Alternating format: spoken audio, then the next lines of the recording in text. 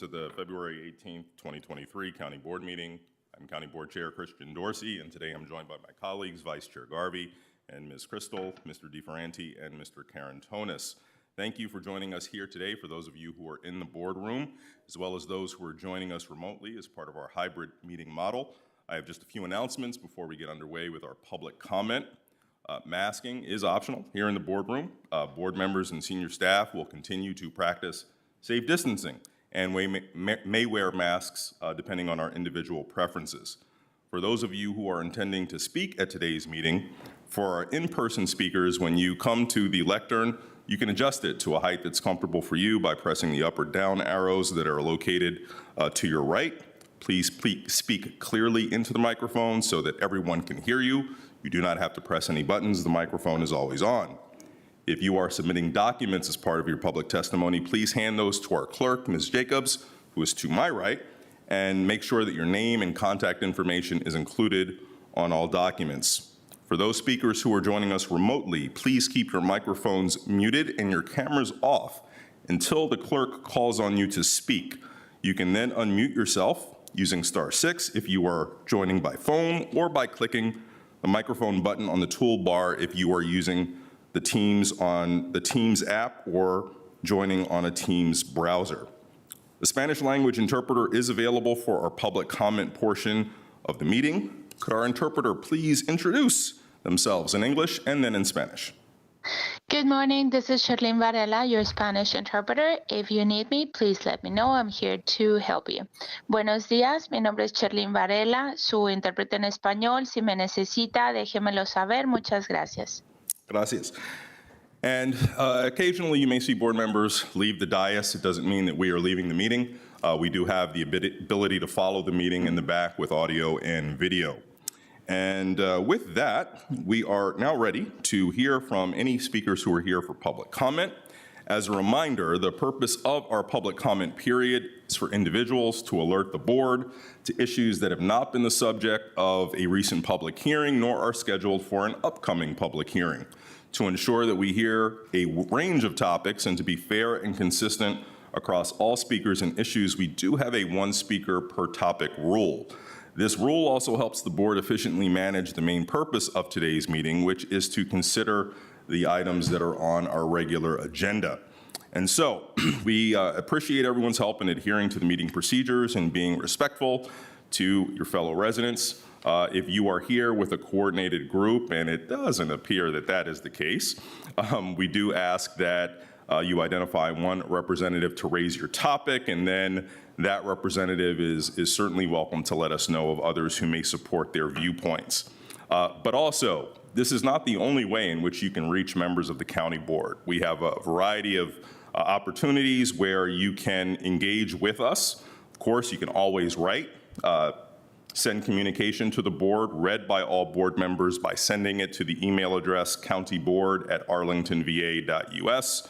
If you prefer a dynamic conversation and a deeper exploration of your concerns, including an opportunity for multiple people to present different facets of a topic, we particularly recommend the Open Door Monday sessions, which occur weekly, most Mondays. More information on all of the ways in which you can engage with the board are available on our website. And if you have any other questions, you can please, during the meeting, see our clerks, Ms. Jacobs and Mr. Kushner, if you do have any questions. All right, Ms. Jacobs, we are now ready for the public comment. Our first speaker is Ann Bodine, followed by Joseph Feshty. Hi, can you hear me? We can. Members of the board, thank you very much. My name is Ann Bodine. I'm here to talk about Lion Park and the tree canopy decline, and I'm representing Arlington Tree Action Group. Next slide. I'd like to draw your attention to a new tree canopy survey from the Green Infrastructure Center. It shows a LIDAR survey that 41% canopy in 2016 has gone down to 31% in 2021. That's a 24% decline in only 5 years. There's a lot of reasons for this: development, disease, invasives, climate change. We need a plan now to stop tree loss. Next slide. Looking at my neighborhood of Lion Park, we see the canopy went from 34% to 28% in just 5 years with this new survey. But looking back over the last 10 years, we've seen a greater loss of 38%. This is devastating, and there's no end in sight. It is irresponsible, given the county in its last survey noted that Lyon Park had seen the greatest tree loss of any neighborhood of 11%. If you extrapolate from the graph showing the last trend of 10 years, we're going to go down to about 15% canopy by 2036. And this assumes no change in zoning. Next slide. So what is the plan? The county has taken note and said that we need to mitigate tree loss in residential areas with planning and conservation, but clearly this isn't enough. And you've also noted it's a critical concern for our residential areas to keep their ecosystems. Tree loss is county-wide.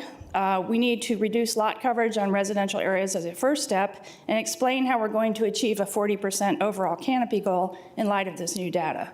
And please make nature part of your growth plan. Thank you. Thank you, Ms. Bodine. Our next speaker is Joseph Fischetti.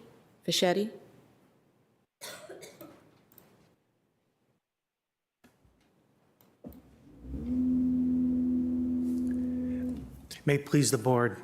My name is Joseph Fischetti. I'm a resident of Crystal City in Arlington, and I love to swim. I'm here today to take you through some of the problems that I face trying to get pool time at the Longbridge facility, Aquatic Center. First, I want to commend the town for its excellent job in designing that facility, and also the Arlington Aquatic Club for its mission statement of instilling values in youth. That said, the ACC, I'll call it from here on in, started with a modest use of the pool, and then what has now blossomed into almost full outright takeover of the center. I've put some of the lane presentations on the board for you, and you could see this is what I face, or we face as a working member of the community. The left lanes 1 through 6 are blocked off, as you see, and then you have for yesterday 6:30 to 8:30, which I'm working, so that doesn't help, and then 10 a.m. to 3. Now it's not very telltale, because the 3:30 they kick you out and you got to go to the other lanes. You got 2 lanes. In the 15 through 24, there's 24 lanes. Those are shut down lately because they have no guards. So that whole green does not exist anymore. And so you're relegated to 2 lanes, 3 lanes, 1, 2, and 3. At the end of the day. I also asked the board to consider the safety. There's got to be a couple hundred kids there at night. Thank you, Thank you, Mr. Fischetti. We appreciate both you and Ms. Bodine for joining us today. Are there any other public commenters? Ms. Jacobs? No. Thank you. So board members will provide you an opportunity to speak to both of the concerns raised by Mr. Fischetti and Ms. Bodine. I'll just say briefly, Ms. Bodine, thank you for giving us your updated microanalysis of tree canopy and the situation in Lyon Park. Really take note that you mentioned that there are a variety of factors, and we can't really pinpoint one cause that would implicate one policy solution. It is a comprehensive look at what's happening that occurs with by right private development, and as you mentioned, the natural evolution of our natural resources. I know that you are aware, but just for the wider public, we do have an ongoing update to our forestry and natural resources plan. It is in full swing. We expect that by sometime around this summer, there will be a final draft plan that is produced that will then kick off a broader amount of the already extensive engagement that has taken place thus far, with the goal of producing an adopted update to our forestry and natural resources plan, which will provide an updated path forward for how we're going to look at tree canopy and ways to make sure our existing resources are well maintained, and also that we have a path forward for adding additional natural resources. So look forward to that this summer, and into the fall, extensive engagement on that.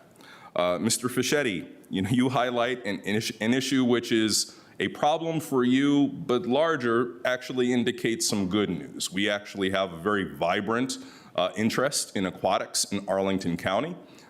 clearly justifying the need to build the facility at Long Bridge. But we also run up against not only that increased demand, some very real issues that are not just Arlington related, and having enough staff to adequately provide safety in the facility for us to actually have all lanes open. It is an active problem that we know and that we're working on, principally with bringing more lifeguards to the facility.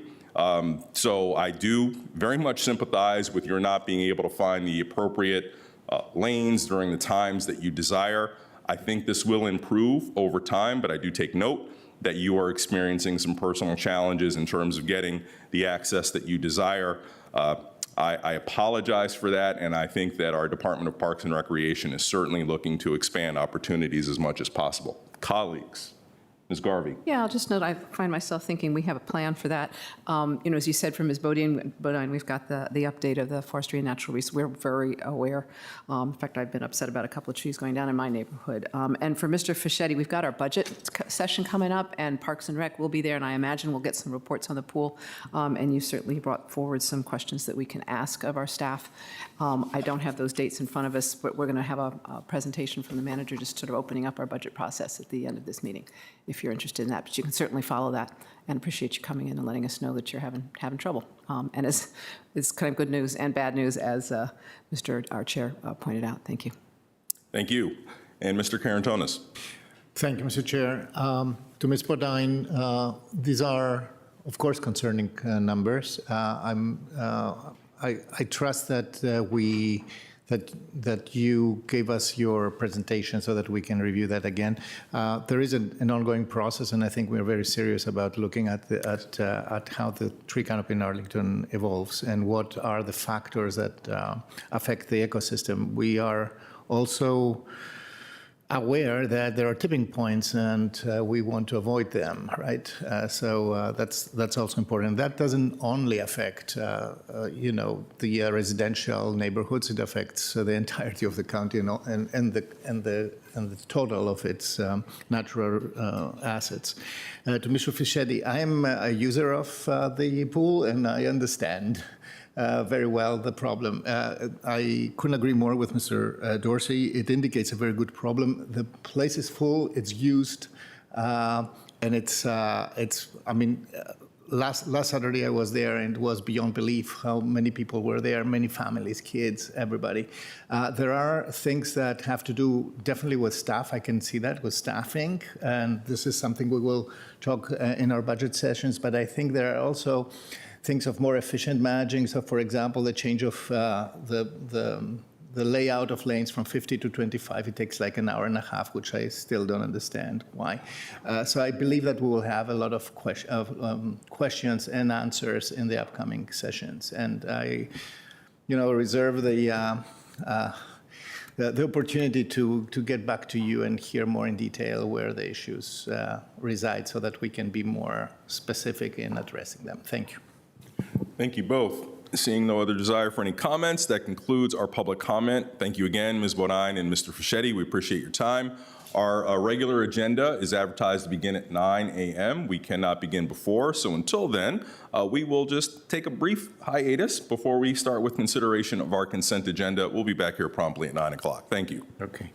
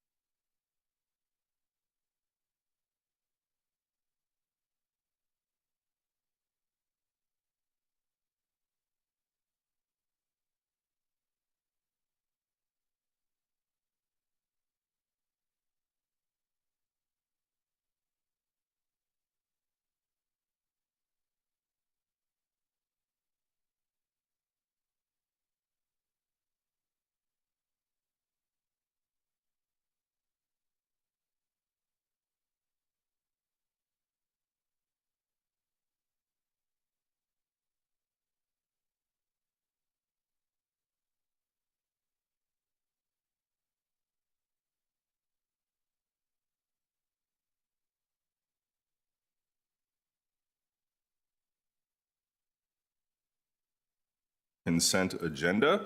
Ms. Jacobs, will you please detail the items that have been pulled from our consent agenda? Yes, item number 9, is update to the Chesapeake Bay Preservation Plan, has been pulled.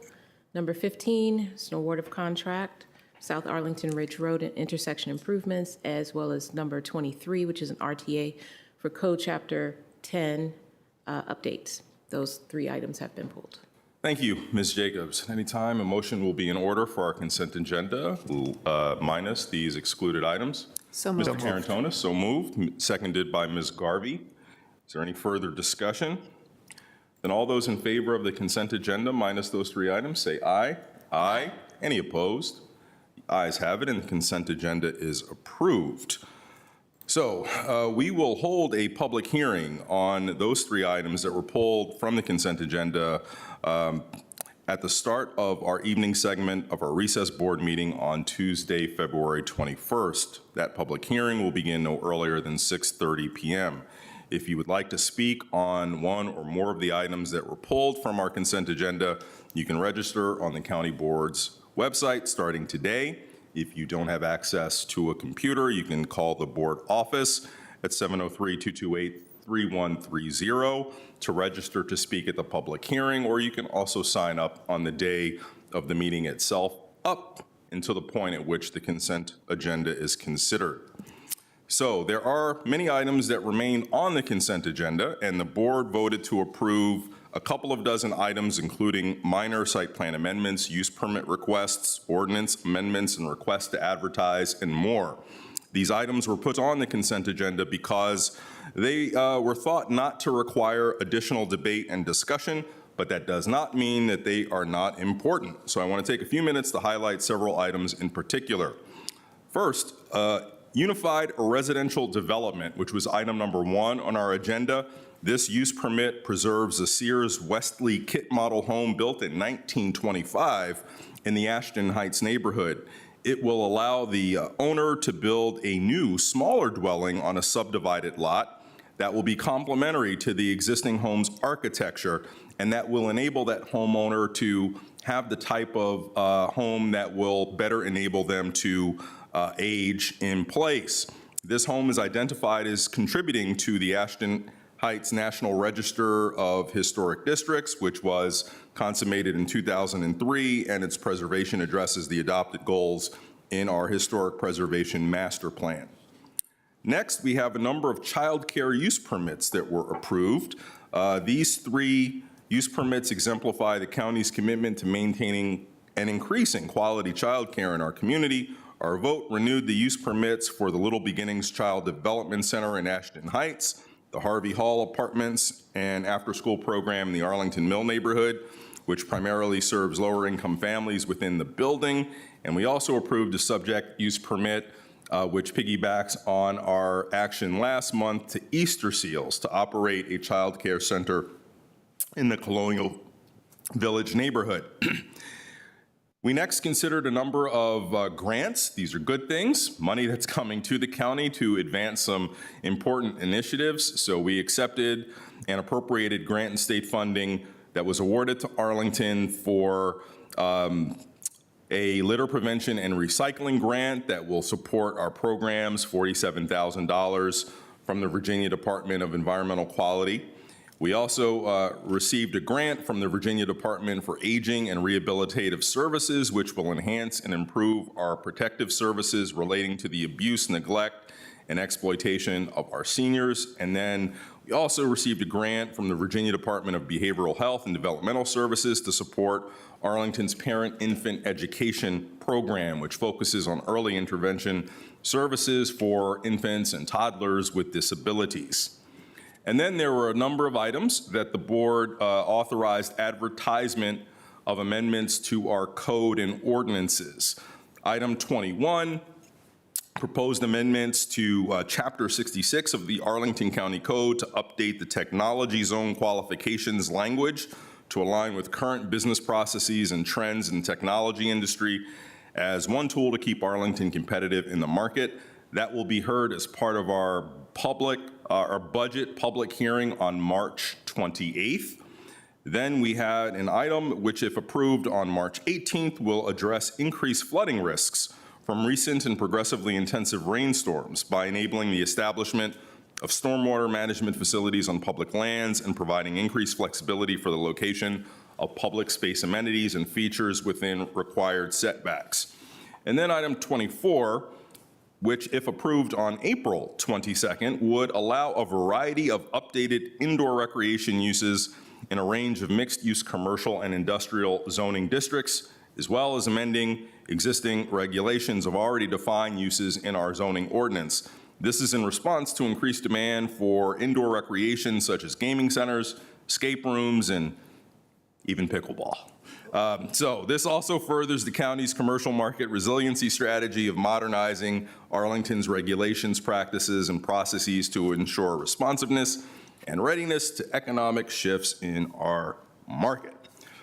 So that's our consent agenda, and now that that has been dispensed with, we are now ready to move on to our regular agenda. Ms. Jacobs, can you please call our first regular agenda item?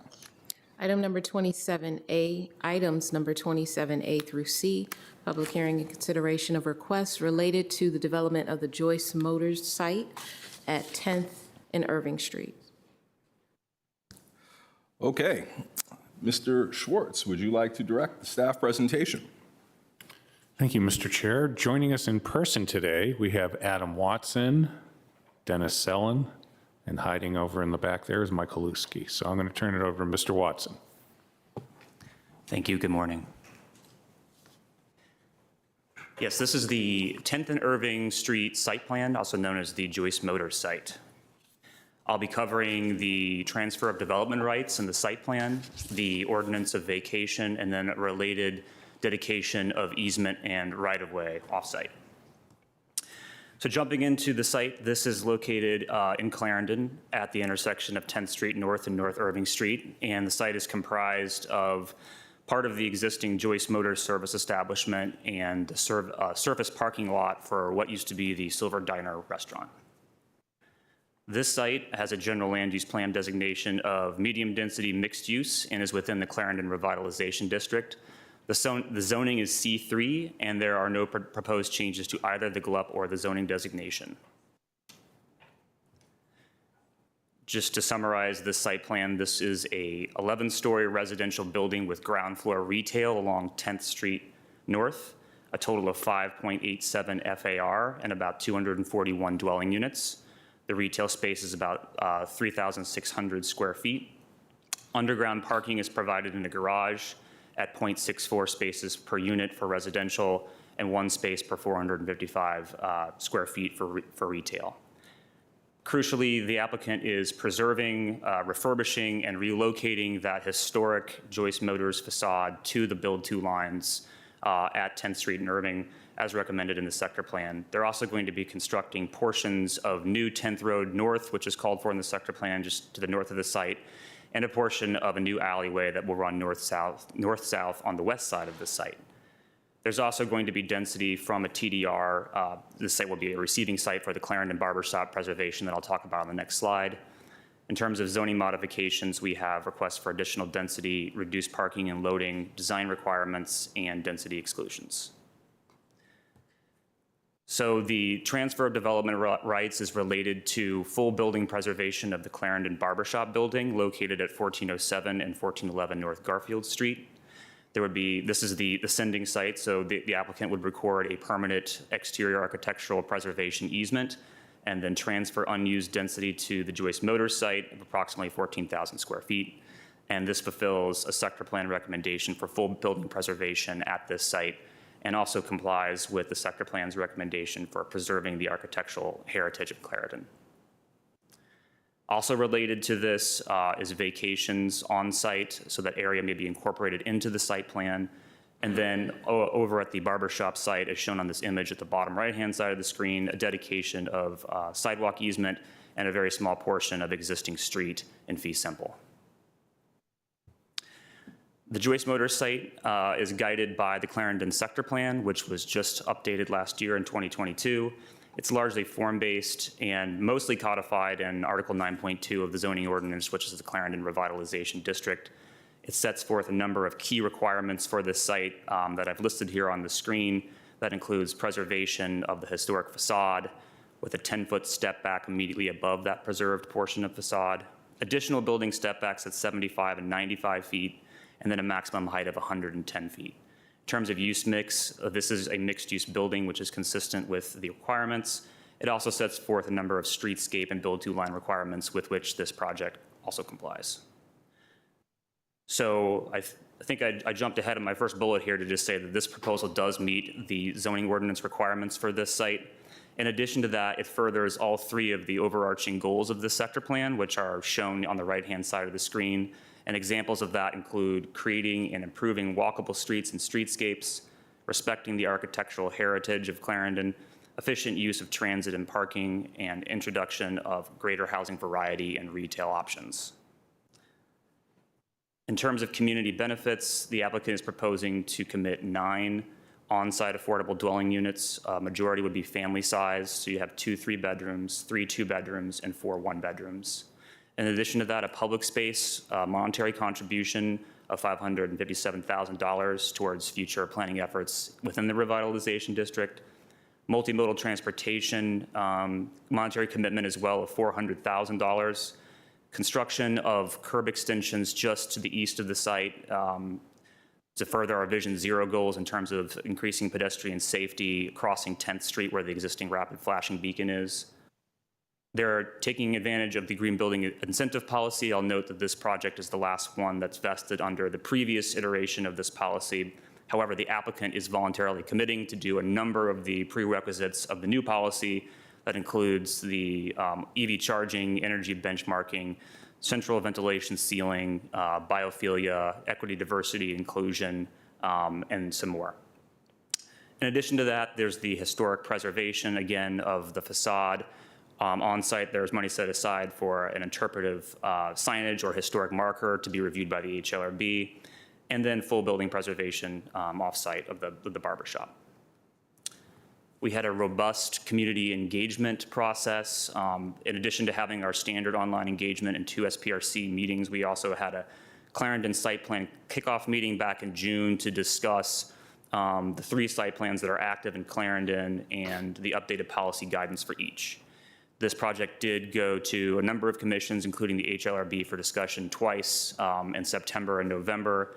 And then in terms of action, there was unanimous approval just this month from the Transportation Commission, Planning Commission, and Housing Commission in support of the county manager's recommendation. So just to summarize again, we support the applicant's proposal. We think it advances a number of important county goals, including affordable housing, historic preservation, creation of new streets, activation and improvement of our streetscapes, sustainable design, and then again, additional monetary contributions towards future planning efforts, be it for transportation or public space. And so we recommend approval of all these items pursuant to the county manager's recommendation, the staff report, and this concludes our presentation. Thank you. Thank you very much, Mr. Watson. Appreciate it. Now ready to move to the applicant for their presentation. Thank you very much, Chair Dorsey. And Madam Clerk, if I may bring up my screen, which I should be sharing right now.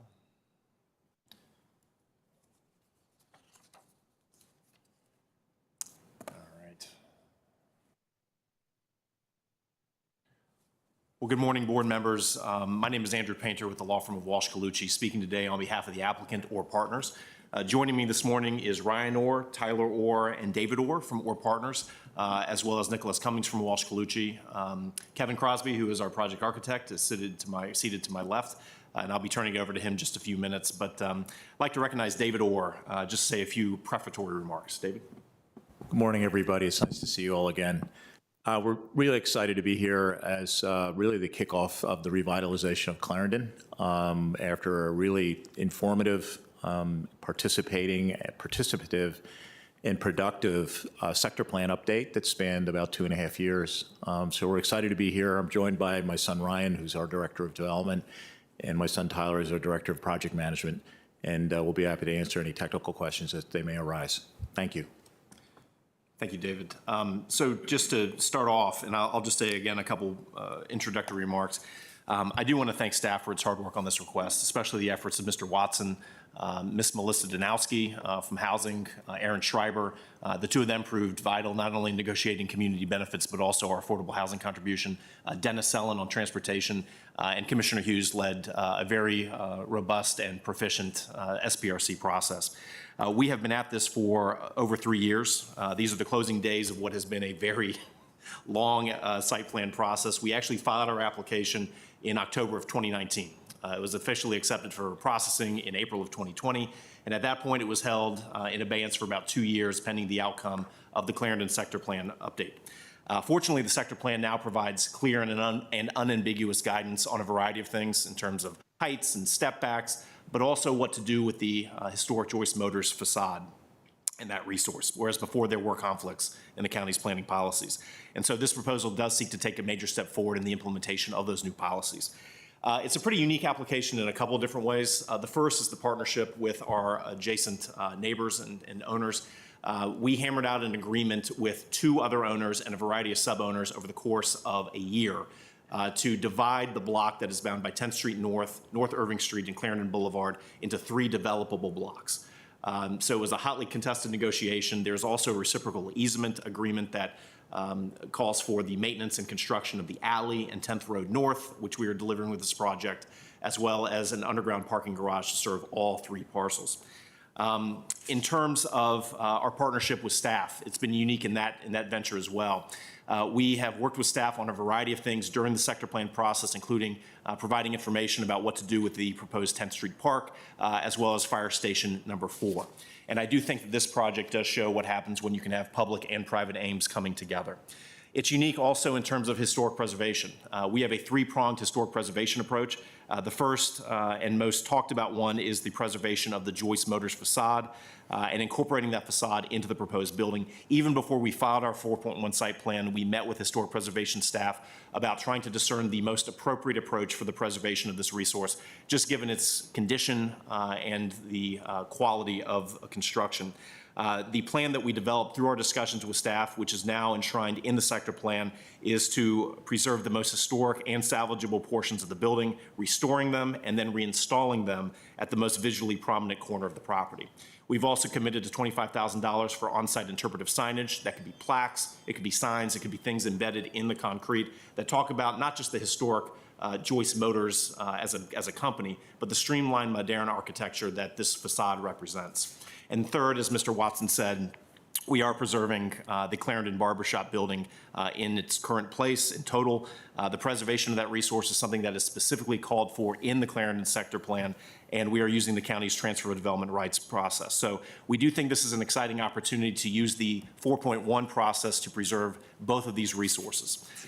In terms of housing affordability, this is figured prominently into our overall approach. We are providing 9 committed affordable units on site, 4 1-bedrooms, 3 2-bedrooms, and 2 3-bedrooms. And that was a large component of our urban density, which has been dedicated to on-site affordability. In terms of transportation, as Mr. Watson said, we are upgrading sidewalks all across the site. We are introducing bike facilities. We have off-site curb extensions. And then we've also committed to a $400,000 contribution to off-site transportation improvements, which could be used to fund the enhanced bicycle facilities that are planned along 10th Street North. I'll turn it over to Mr. Crosby at this point, but I will say that our design philosophy from the beginning really has been anchored into two concepts. First is strict application and conformance with the sector plan, and second is to introduce facade materials behind the preserved facade that echo elements of, but do not necessarily compete with, the preserved Joyce Motors facade. So, Kevin, I'll turn it over to you. Great, thank you so much.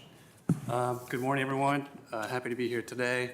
The next few slides will really just highlight the overall project renderings and street views that have been updated per the SPRC process. We'll start off here with an overall site plan. You can see the triangular site. As Andrew mentioned, multiple owners on this site and the swap agreement that was achieved to create developable areas. You can see 10th Street North that separates our triangular site from the lower scale developments to the south that are adjacent to the Ashton Heights neighborhood. In this slide, we've got the overall building views at the 4 corners. Top left southeast corner, We're standing in 10th Street North, looking northwest towards the Joyce Motors Historic Facade Preservation and looking up North Irving Street.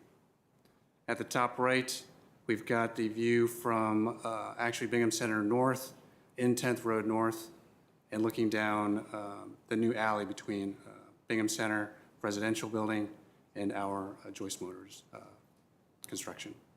At the bottom left, at the northeast corner, we are standing in North Irving Street at the north portion of the street, looking south at the residential lobby, as well as portions of the new 10th Road North. And on the bottom right, we are standing at the southwest corner in 10th Street North, looking at the new retail fronting 10th Street. The next several images will zoom in at sidewalk views, looking at some of the highlights of the building. Again, at the southeast corner, looking at the Joyce Motors facades. We worked with, in the SPRC process, to really make some adjustments to the building to make sure that the facades are prominent and really celebrate their historic significance. A close-up view of the residential lobby at the northeast corner. Our goal here was to provide maximum transparency and really allow extra activation of the sidewalks. We worked with staff to activate North Irving Street more with some extra detailing and landscaping, and really create a special corner with the new 10th Road North and activated North Irving Street. A close-up view of the retail along 10th Street North. In the background, you see the Joyce Motors historic facades, and the remainder of the south facade along 10th Street will fill out with retail. This street, the sidewalk along 10th Street North will have space for both cafe zone, landscape zone, as well as the required sidewalk. It's a close-up view of North Irving Street looking north.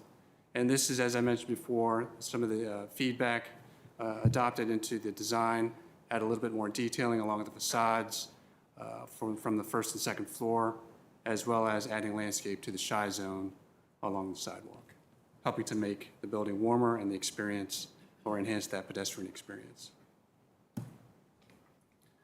This slide is a kind of a comprehensive slide of all the biophilic elements. We've got at the streetscape, trees and planting zones, as well as our second floor courtyard, which will have a bioretention area and some private patios for some of the residential units. The 10th floor has our pool deck, our planned pool deck with added biophilic elements, plantings and trees. And then at the high roof, we've got a large amount of green roof that helps with our stormwater management calculations and holding water longer before it goes into the storm sewer system. And then I'll pass it back to Andrew to talk about sustainability and other community benefits. Thank you, Kevin. The proposed building will be designed at the LEED Gold level. As staff mentioned, it is based upon the prior version of the 2014 Green Building Incentive Policy, just recognizing when we filed the application in 2019 and when we were accepted. It will be at the 0.40 FAR level, using two Arlington priority credits. One is 15% energy optimization, and second is Energy Star certification at a score of 75 or higher. As Mr. Watson mentioned, staff really encouraged us during this process to consider achieving many of the baseline prerequisites of the new 2020 Green Building Incentive Policy and to align with the goals and objectives of the Community Energy Plan. So we decided to go above and beyond what we were otherwise required to do. And so you can see the efforts that we have here from the new plan, including biophilic, energy equity, diversity and inclusion, Energy Star appliances, air sealing, electric vehicle charging, energy benchmarking, and more. I will say that the amount of electrification that we have in the building is above standard. All of our all of our appliances will be electric in all units. We have limited amounts of natural gas being used for backup for emergency generators, fire pits and grill stations on the pool deck, and kitchen equipment in the retail area. In closing, Chair Dorsey, I would just say this has been a long process, as I mentioned at the outset. What we're trying to do here, though, is achieve a balance, and I think that we've done that. It takes a lot of creativity, even on a good site, to sort of unlock the potential of a site. But I think that we've shown that we've been able to partner with our neighbors, partner with staff, preserve historic resources with the county, and meet many of the county's planning policy goals. We are honored to have staff's recommendation of approval and unanimous recommendations from Housing Commission, Transportation Commission, and your Planning Commission. So our entire project team is available to answer any questions, and we appreciate your consideration. Thank you, Mr. Painter, and appreciations to the project team as well. And we will now move to hearing from our advisory commissions, and we'll start with our Planning Commission. Mr. Schroll, welcome. Thank you, Mr. Chairman, members of the County Board. It's a pleasure to be with you this morning. For the record, James Schroll from the Planning Commission. The Planning Commission heard this item at our February 6th meeting, and there were two public speakers, including the gentleman to my right.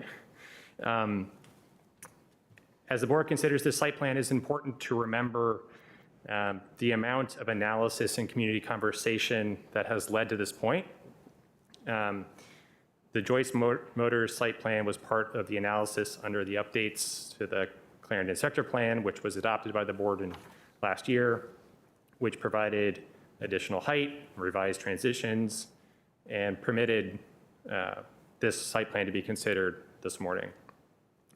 The proposal before you, as Mr. Watson noted, complies with the revised sector plan, including height, setbacks, transitions.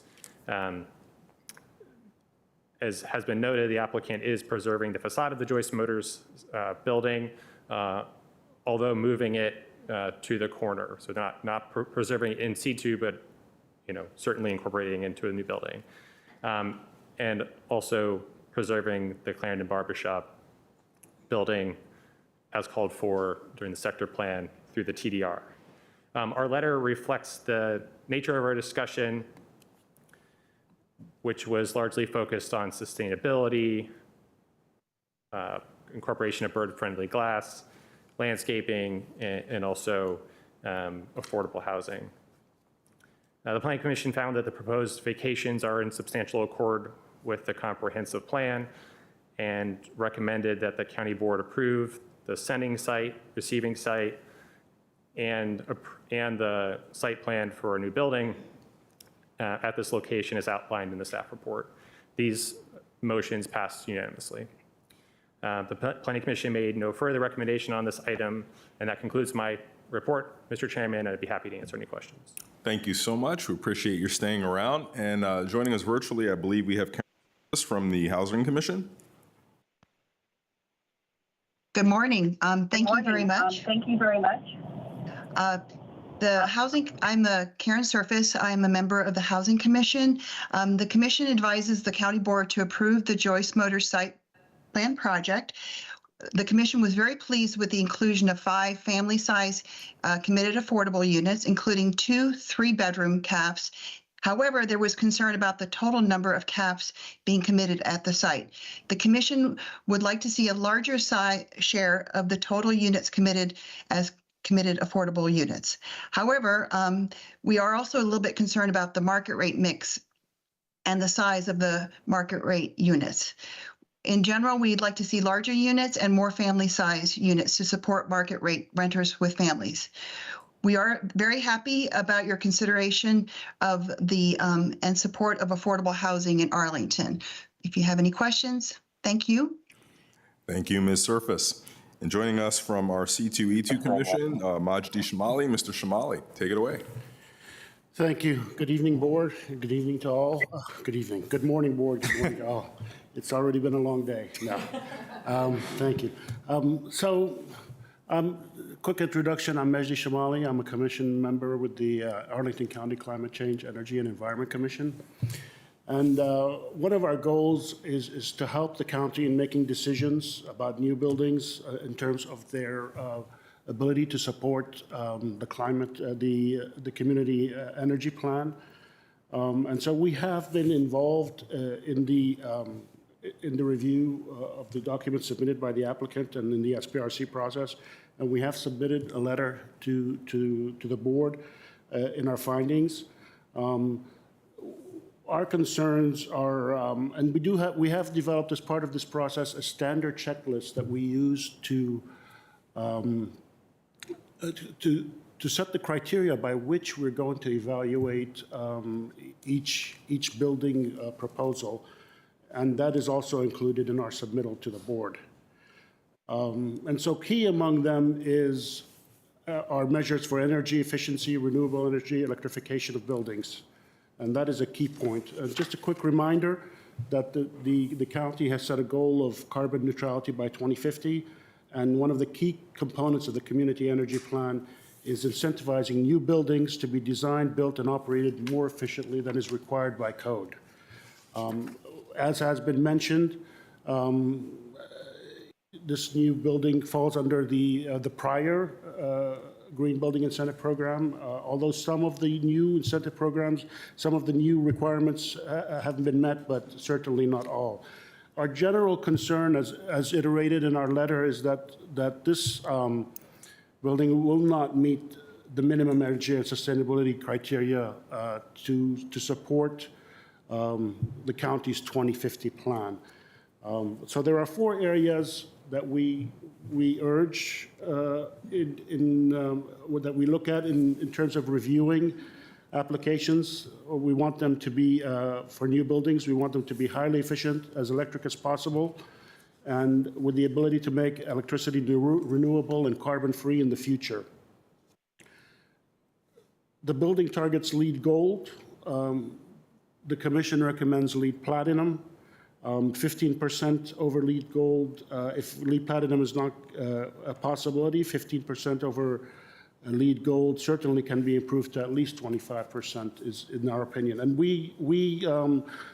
in our role, we review multiple building applications, not just this one, so we kind of see within the industry as to what is the realm of the possible and the capacity of developers to do. And so this is based on that, we include our recommendations in our letter to the board. Electrification of systems, I understand Mr. Painter said that all utilities, all appliances inside the units are electric, but there is a significant number of there is a locking in of natural gas for HVAC and water heating, is our understanding per the documentation. And so we would urge that where this is not possible, electrification is not possible, at least the design with electrification in the future, when it becomes economically feasible, also be part of the plan. We appreciate the commitment to EV parking, but we do, that is the absolute minimum that, requirement at 4% and 15% EV ready. But we do urge better than that if possible. Renewable electricity. We have seen some effort in that area, but certainly could do more from that perspective. There are other issues that maybe not related to the community energy plan, but environmental issues like bird-friendly glass and dark sky-friendly lighting that are not part of this design that we have urged in the past, and we will continue to be consistent and urge again. That these are areas of improvement in terms of the design and meeting the needs of the residents of Arlington County. So in summary, when we look at 2050 and we try to do a post-mortem of where did we meet and which goals did we meet and why did we meet certain goals and why did we not meet certain goals, I think a lot of the decisions we make today will impact those results. And so we should be future-oriented and urge applicants and recommend that we approve designs that have that in mind. And I do understand that there are a lot of good benefits out of this building, out of this proposal. And I'm not here to detract from that, but I do think that as a community and as a county, we need to have the balanced scorecard mentality. It can't be that we are just good in 2 or 3 areas. We have to be good across the board, and certainly energy and environment are an important part of that. And with that, I'll take any questions that you may have. Thank you, Mr. Shamali, and thank you all of our representatives of commissions. We're now ready for public testimony on this item. Ms. Jacobs, do we have any public speakers? Yes, we have one public speaker, Mr. Bernie Byrd. Mr. Byrne, the floor is yours. Mr. Byrne, you're muted.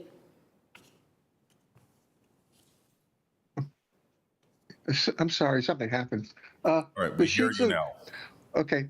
The sheets of the landscape plan show this project will contain open space with several plantings on the roof, including roof, garden, tree pits, etc. However, none of those sheets describe the species and locations of any shrubs, ground covers, and perennials that the applicant may plant in those spaces. It shows trees, but that's it. You need to really, this is because the conceptual plan, the requirements for conceptual plan, landscape plan do not include these. You really need to change that so that this comes, all this information is in the conceptual plan. Otherwise, the public never gets to see it unless the applicant provides it, and this one hasn't. Despite my repeated requests during the site plan review process in the Planning Commission's meeting, the applicant has consistently refused to add this information to the landscape plan. I'm therefore unable to review this information and formulate my concerns. Further, the applicant has failed to provide a paraphilia narrative in time for public review. This is unacceptable. You should not expect the urban forest or any other county staff to have similar concerns when reviewing the applicant's final landscape plan in the absence of public comment. For example, to avoid the introduction of potentially invasive species, all plants must be native to Northern Virginia, or at least to the eastern United States. It is not sufficient to only remove plants that are already on the county's invasive plant list, as often is the case during a staff review. The public needs to get involved. To support the County Board's 2017 Monarch Pledge, each of the above plantings should contain species that support pollinators. They should contain only small numbers of wind-pollinated grasses, sedges. These types of plants support relatively few pollinators as compared to those insects pollinate. All planted sunny spaces should contain common milkweed. This is the only plant that grows well and survives in Alexandria's natural areas, and reproducing monarchs prefer when laying eggs. This project is not biophilic by any sense of the word, although they claim it is. To create biophilia, the roof and all ledges should have planters with native flowering vines that support pollinators. These should hang down or climb up from the bare face of the building, including the bare face near the southeast corner above the Joyce Motors facade. Again, this is what happens to an applicant that refuses to provide biophilia, but claims they are. Look at that bare face of the building. No vines, no vegetation, nothing. They could be built. Plants could hang down and climb to the building's corners and between the windows of the residential floors. In addition, most important, above the Joyce Motors facade, which is a big blank wall and it's ugly, just plain and simple. Low fences must surround all tree pits to prevent vegetation from trampling. Thank you, This is essential. Thank you, Mr. Byrne. Your time has expired. We appreciate Thank you. your comments. The discussion is now with the county board. Colleagues, if there are any questions, why don't we take them in two buckets? Site plan and building operations is one, community benefits is the other. Floor is yours as to what you're interested in within those broad topics. Mr. DeFerranti. I think this is linked enough to the first bucket of site plan.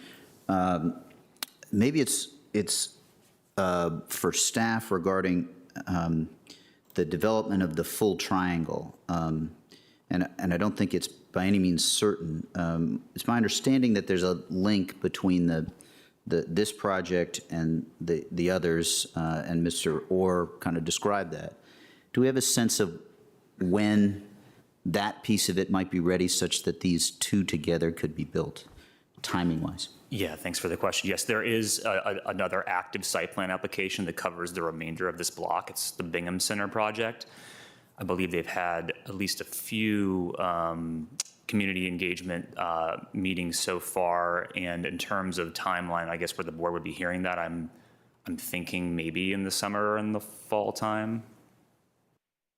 We've had one SPRC meeting so far, so it's coming. Great, that's good to hear. And glad you did not say a specific meeting. Thank you so much. Thank you. Mr. Karantonis. Actually, my question was on community benefits, but I will ask you something on the environmental performance of the building. So that's part of the site plan. I guess it's within scope. It is. So I'll allow it. can you elaborate a little bit? There are a couple of things that our C2E2 commission has raised.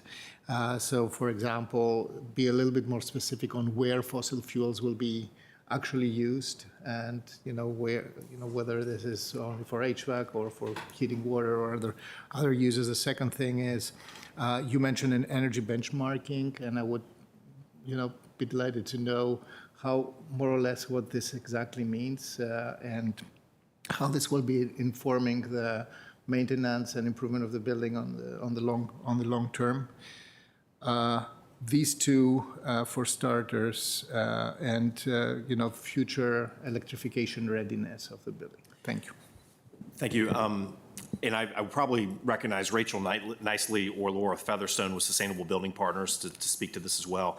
My understanding is that fossil fuels will be used in a few different areas. One is with respect to the dedicated outdoor air system up top. One is with respect to the pool water heater, with respect to the fire pit and the grill stations that are on the amenity decks, with respect to the kitchen equipment in the retail area in the preserved Joyce Motors facade area, that our retail area along 10th Street North, and then backup fuel for the emergency generator.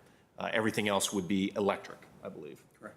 And then Ms. Featherstone or Ms. Nicely from Sustainable Building Partners, I'm not sure if you're available and can unmute yourself, but there was a question about energy benchmarking, and if you could explain that process and what our intention is with that.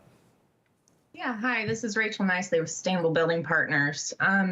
With the energy benchmarking program, it is done through Energy Star Portfolio Manager. So once the building has operations and utility data that can be put into the Energy Star Portfolio Manager system, that database will be shared with the county, and the performance, the Energy Star score of 75 or higher will be visible to the county for benchmarking and record.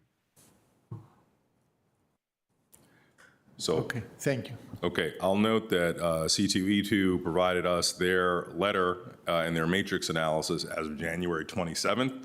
There may be some updated information that you all have developed in the interim that they were not privy to, so I would encourage you as part of sort of the post consideration of this item that you provide them with maybe some documentation so that their matrix can be updated in the future. I don't know if what you just said does or does not affect the matrix. It appears there might be an area that it does, so I just want to make sure that you all have full updated historical information as you compile what is a very impressive consideration of projects under your matrix analysis.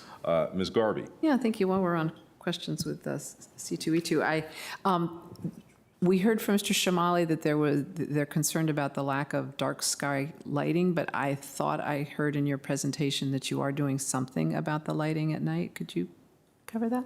Yeah, Mr. Crosby. Correct. We do intend to meet dark sky requirements for this project. You do? Okay, that's kind of, okay, thank you. Okay. To your point about the matrix and yeah, getting updated. Yeah. Ms. Crystal.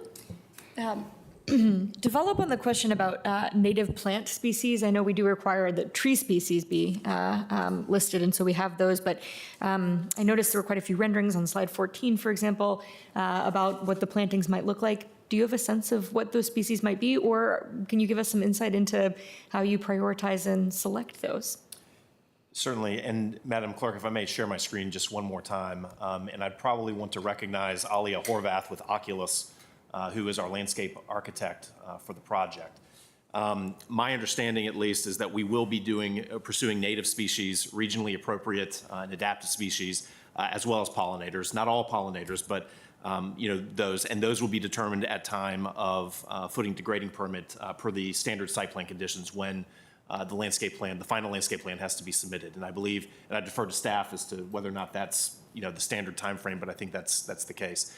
But Alia, I'm not sure if you want to walk through the different landscape elements and things like that, if you might be available. Yeah, so I just want to say we do not have the planting plan laid out just yet. But we do prioritize native species when we develop our plans, especially in Arlington and Alexandria and all the local jurisdictions. We do strive to meet their native requirements. And we are aware of the level of native species, what is considered locally native, what is regionally, in eastern U.S. native. We do prioritize those, and we do strive to make them the predominant species in our plans. As far as the streetscape plantings go, we will prioritize probably hardier, grasses and shrubs, things that will stand up to dogs walking by, people walking by. And then as we go up on the building, we will incorporate more pollinators, more ornamental grasses, everything, while still prioritizing those the pollinators and especially the native pollinators. Thank you for that insight. I appreciate it. Thank you. Yeah, no problem. I have a question regarding parking for the applicant. Can you just give us a sense of the determination to park it at about a 0.64? You're eligible under our relatively recent parking guidelines of even coming in at a lower number. So can you give us a sense of your consideration of arriving at what you've arrived at? I think when we, and I don't know, Brian, if you want to speak to this, but when, we have 0.64 for residential, 0.05 for retail, and one space per 455 square feet. I'm sorry, one space per 455 square feet of retail. We're trying to meet market, but we're also cognizant of the fact that we are in a transit-rich environment. We are within the recommendation set forth for reduced parking within Metro Rail station areas that the county has adopted. But I'm not sure, Ryan, if you'd like to speak any more to how you all arrived at the parking. We endeavor to, parking's expensive to build, as we all know. And we always endeavor to build, to reduce that ratio if we can. But there is a market that we're dealing with, and we know the Metro's right there. So we studied this a lot with market study consultants. We try to reduce it as much as we can. We know the Metro's right there, bike access, pedestrian access. So that's something that we're always coming through. But given the market and what renters want, we try to find a balance between those two things. And do the best we can. And I would also note too, Chair Dorsey, that during the SPRC process, there was strong concern or major concerns raised by residents on the south side of 10th Street North about the availability of public parking in Clarendon. And so in one sense, we're threading a needle of trying to meet market and reduce, but also not trying to reduce it too much to the point where we could be creating problems in adjacent neighborhoods and things of that sort. So we're trying to hold the line both from a desire to reduce, but also not reduce it too much given neighborhood concerns. And another thing that we're considering and looking into is a fleet of EV vehicles. We're always striving to be the most innovative development company that we can be. There are companies that you can partner with. You put in a fleet of Teslas that the renters can access, much like a Zip car. That is something that we're considering. We haven't finalized anything on that, but that's a really good way to reduce parking. It's very good for the environment. People can use them as they need to. It just charges, as they don't, and then they can just hop on the Metro for their everyday access. And then on the weekend, if they want to go out of town, it's a really great use. So that's something that we're looking into. So thank you. Taken together, is it fair to say that, from a development standpoint, you are driven to provide as little parking as you can, but your market analysis where you are now, despite the proximity to Metro and everything else, brings you at a ratio at about 0.64. That's what you expect the demand and ability not to cause spillover consequences to the community, that you're at 0.64, and that's a number that you would love to be lower, but it is what it is. That's correct. Okay, thank you. And just a follow-up on that. I'm really intrigued to hear about the idea of sort of an internal to the project car share. I'm thinking a lot about, in 2017 when we updated these standards, we kind of baked in, or it was based on the kind of TDM landscape we had at the time, which at the time included free-floating car share, which for a variety of unfortunate reasons is no longer as extant in the county. And so I'm very intrigued to hear how this goes, and I hope, or rather I would request that you stay in touch with us, with our staff, and we've got Mr. Sellen here, and there's a team that works on TDM, of course, in Arlington, about how that goes. I think there may be implications or lessons learned for our policy. Maybe there are ways that we can satisfy reduced parking minimums with practices like this if it's successful. So thank you for sharing that, and I hope we can follow and learn from it. All right, so next bucket is community benefits. I think Mr. Carantonis had a question in that regard. Oh, yeah, happy to start with that. So first of all, that's for staff. So there is a contribution to public spaces for which we're grateful. Do we have an idea towards what kind of improvements this contribution will be going? And if not so clear right now, how do we handle that contribution?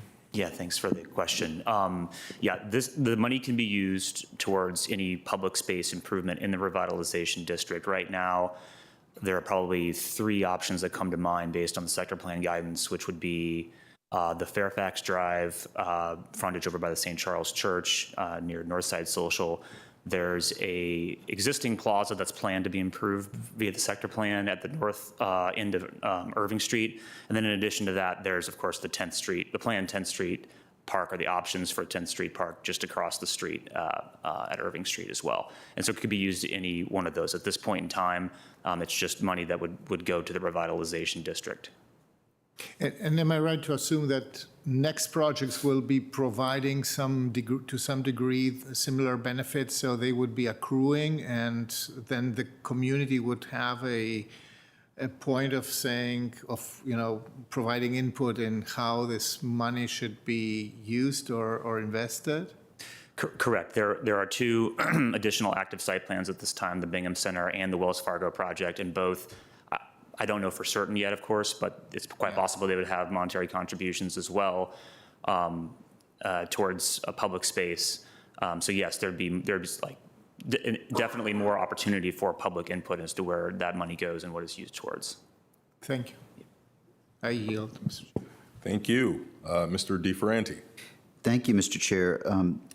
My questions are focused on the climate piece of this benefits. And first, I wondered if your questions, Mr. Chair, described the updates. And I wondered if at a big level, you might be able to, in addition to after this is done, providing them in detail, but if you know off the top the 3 or 4 things that have transpired since January 27th that are advances, or the top, it might not be 3 or 4 things, the top 1 or 2 things, it'd be helpful for me just to, and probably I think others, to just hear them if there are significant ones. Because you mentioned electrification, but I couldn't quite pull out whether that was a recent addition or not. And if you don't know that at the biggest level, I can live with that, but I'd love to get a sense. I'd have to, again, defer to Ms. Nicely to see if there's a change. Obviously, we updated, our gas and electric. We've been talking about looking, and this is something that came out of the Planning Commission, looking at increasing the number of electric vehicle charging stations on the property. We're not there yet. We don't want to overcommit, but we are exploring the idea of a larger transformer. We're evaluating that as far as Dominion Virginia Power. And I'm not sure if there's anything else, Ms. Nicely, that may have been done, or Tyler, if you'd like to add something. Yeah. So we have looked at the infrastructure in the transformer vault. And so currently we have 32 spaces that are going to be EV ready or for infrastructure. And we've looked at level 2 chargers. We plan to do level 2 chargers for all of our charging. And that normally provides around 25 miles in 1 hour versus level 1 chargers, which are only about 4 miles an hour.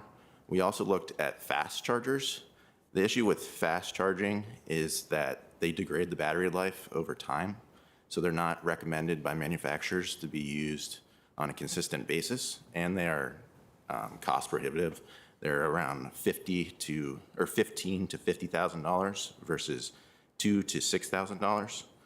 So at our current charger, or our current transformer of 200 amp, or 2,000 amps, we can have 45 chargers in our building, but we are planning to increase the size of our vault by 3 feet to allow us the flexibility to, in the future, provide a larger transformer and a larger switchgear that would significantly increase our EV charging for the project.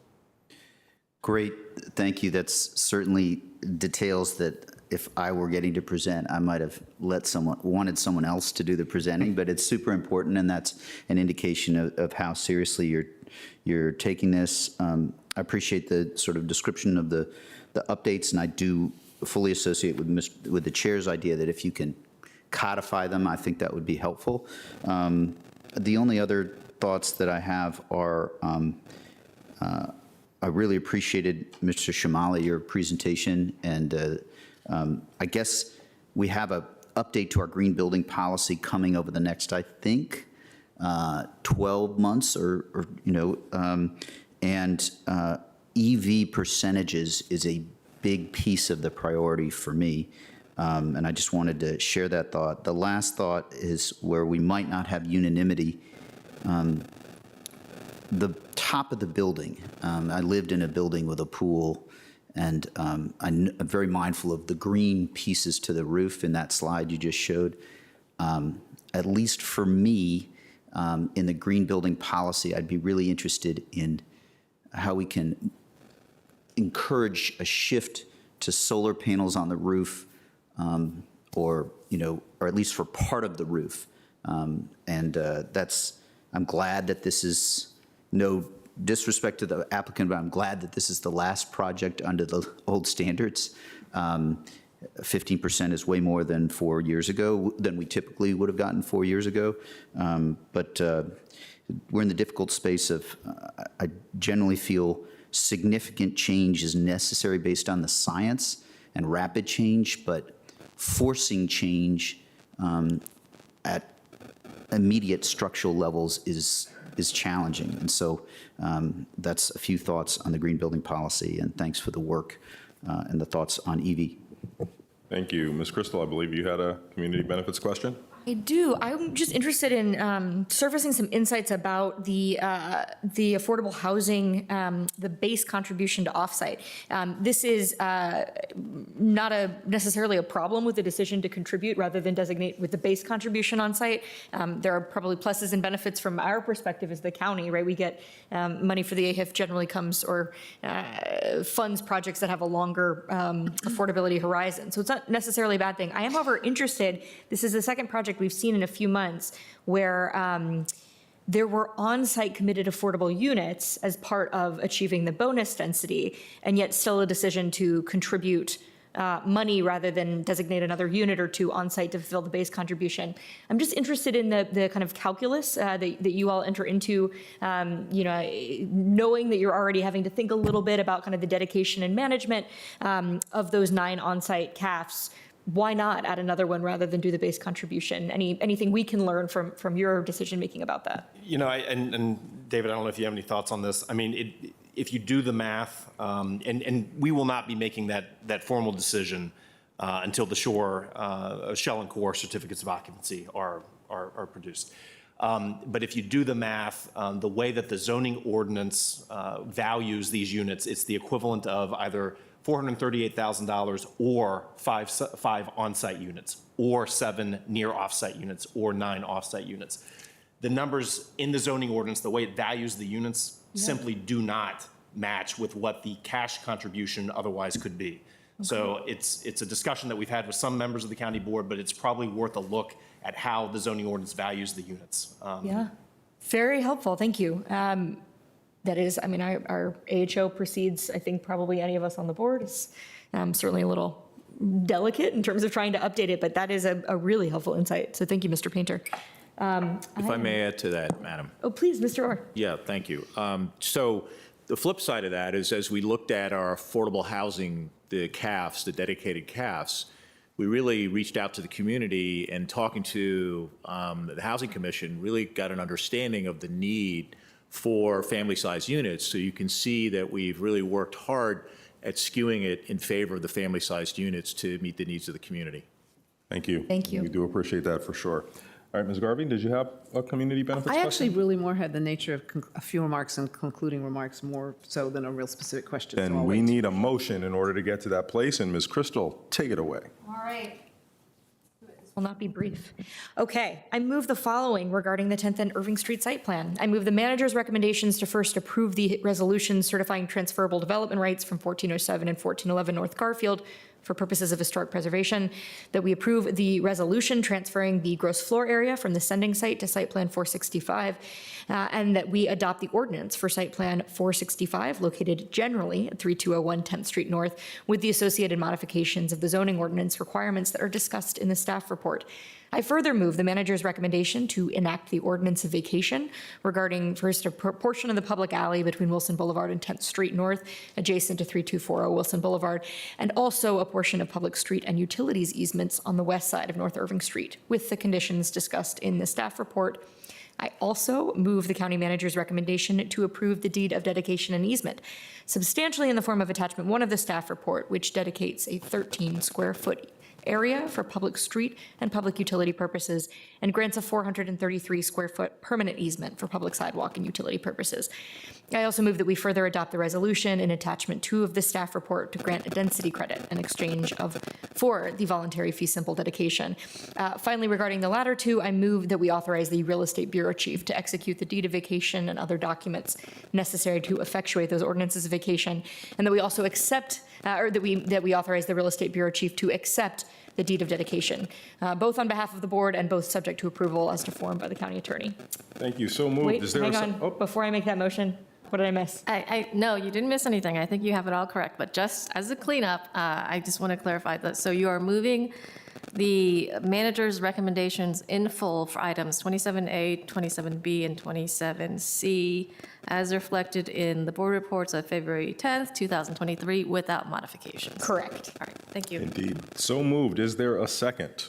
Seconded by Mr. DeFerranti. We'll now have any further discussion, including concluding comments. Ms. Crystal, we'll start with you. Sure, and some of that detail included, right, because this is, there's a lot of exchange of easements and properties required to make this happen, and really wanted to be able to capture in full the relationship between the sending site for historic preservation, which is, I think, an important element of this that we've not necessarily focused on in our deliberations, both the preservation in total of the sending site here, and then also, I know, and we discussed this at great length in the sector plan, so I won't belabor it again, but we really, I know, talked a lot about what it would mean to preserve, so to speak, some of the history of Joyce Motors. I know there was a lot of dialogue at the time about, whether facadism represented, a true preservation.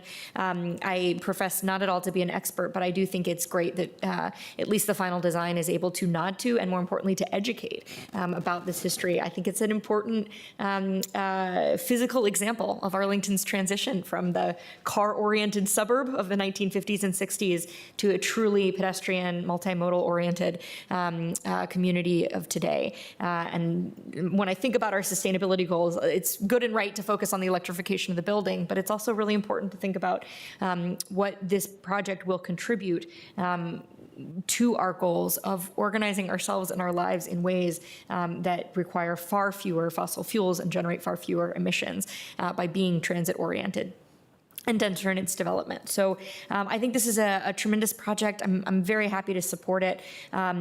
I think it's going to contribute a lot to the revitalization of Clarendon, as well as to that historic narrative. The only part I wanted to just mention kind of in conclusion, I think it's such an interesting moment vis-a-vis our Green Building Incentive Program. Here is the last project, right, before the current version, and that means it's time to move forward now with the next version, as my colleague Mr. DeFerranti noted, and I would just I really appreciated Mr. Shamali's comments, and I'd really urge C2E2, as I know you will, to be key players in that Green Building Incentive Code update, as you were last time.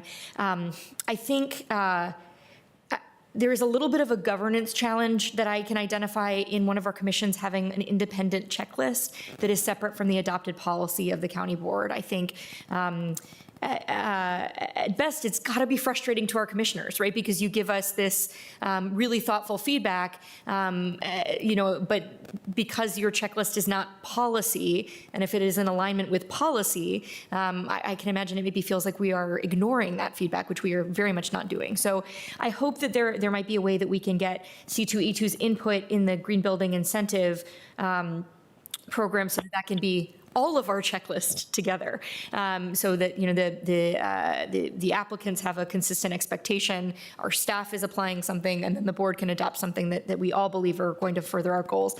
I know it's always going to be C2E2's important role to push us a little further, right, than what our policies might be, and I do welcome that. But I would hate to make it seem like the board is uninterested in your feedback just because there is a separate policy document or checklist document that you all have generated from our formal adopted policy. So we do, however, greatly appreciate your partnership as that of we do our other commissions as well. Again, this is a terrific project, and I look forward to seeing it take form.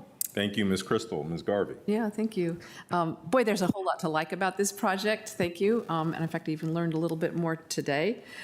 It's kind of cool that this is the first one out of the box. And as you say, I mean, we really are this transition in the last one on the green incentives. And clearly you make that transition because you did a lot that weren't really required. You kind of helped make that transition. So really appreciate that and all of the work. Also, I know it seems a long time starting since 2019, but a whole lot was happening between 2019 and now that it's kind of slowed down a lot. So I think you're doing pretty well. I wondered, would you mind just putting up your slide 2? Because it really struck me looking at this slide, how far we're about to go and how much we need to do that, if you can show that, because it's just I found myself comparing that with your slide 14. So I don't know, are we able to get that up on share for maybe not. We're getting, maybe it's harder than, no, it's not that, it's the aerial view. It's that, your second slide. Yeah, that one. So is this an area that's ripe for development or what? Look at all of those parking lots, all of those cars, all of that hard surface. There are some trees. And I feel like if you go to, and I'm hoping in about 10 or 15 years when we look down, there's going to be a whole lot more green. It's going to be really clear the change that we've made. And then if you can go to your slide 14, which is the roof view, and I understand wanting to do more with green because I do.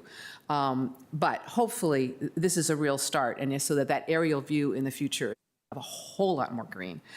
For our update, for our C2E2, and I keep forgetting if I get those the E's and the C's because it's gone back and forth.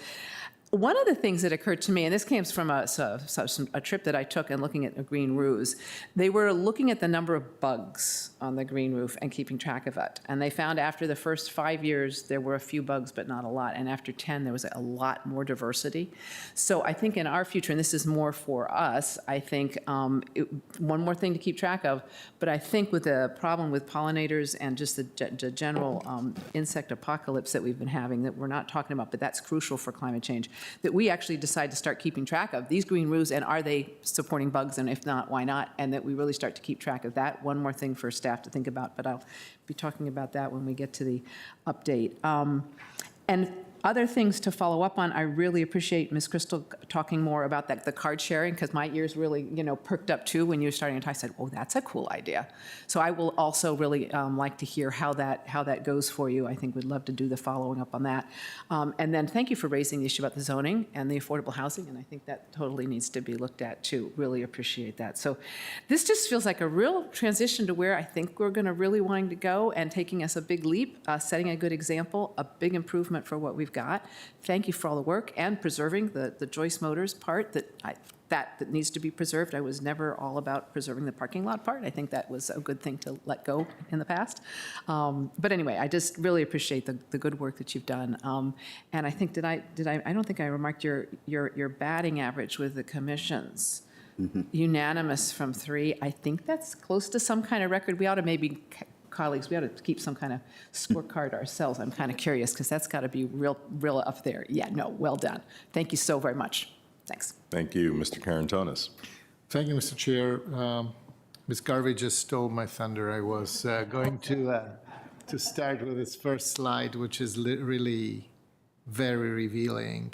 This aerial photograph, I mean, the staggering expansion of Legacy, surface parking is impressive. And I'm actually very impressed that at this stage, at this point of the century, we're still, it took so long to return prime value land to its best and most efficient use, which is housing people and economic activity as opposed to parking cars.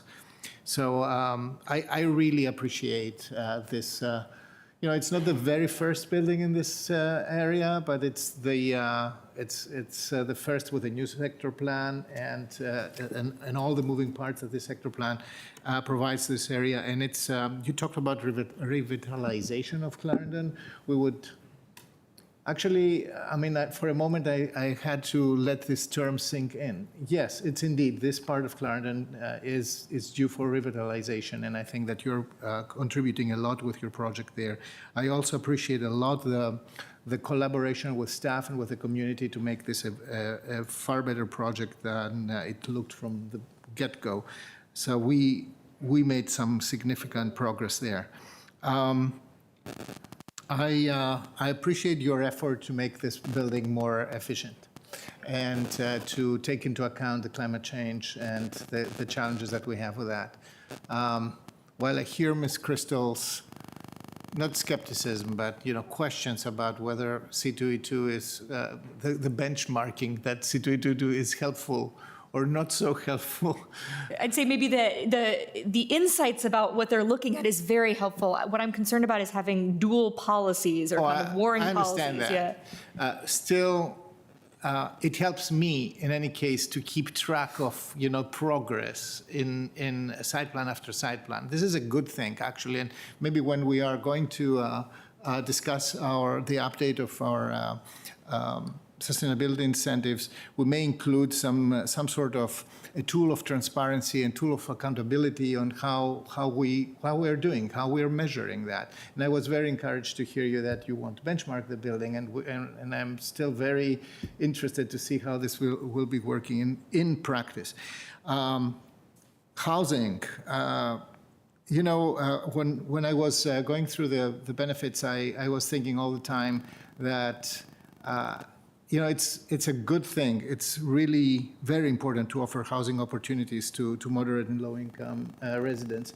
But it's even more important to be able to do that for families and do that in such a transit service corridor.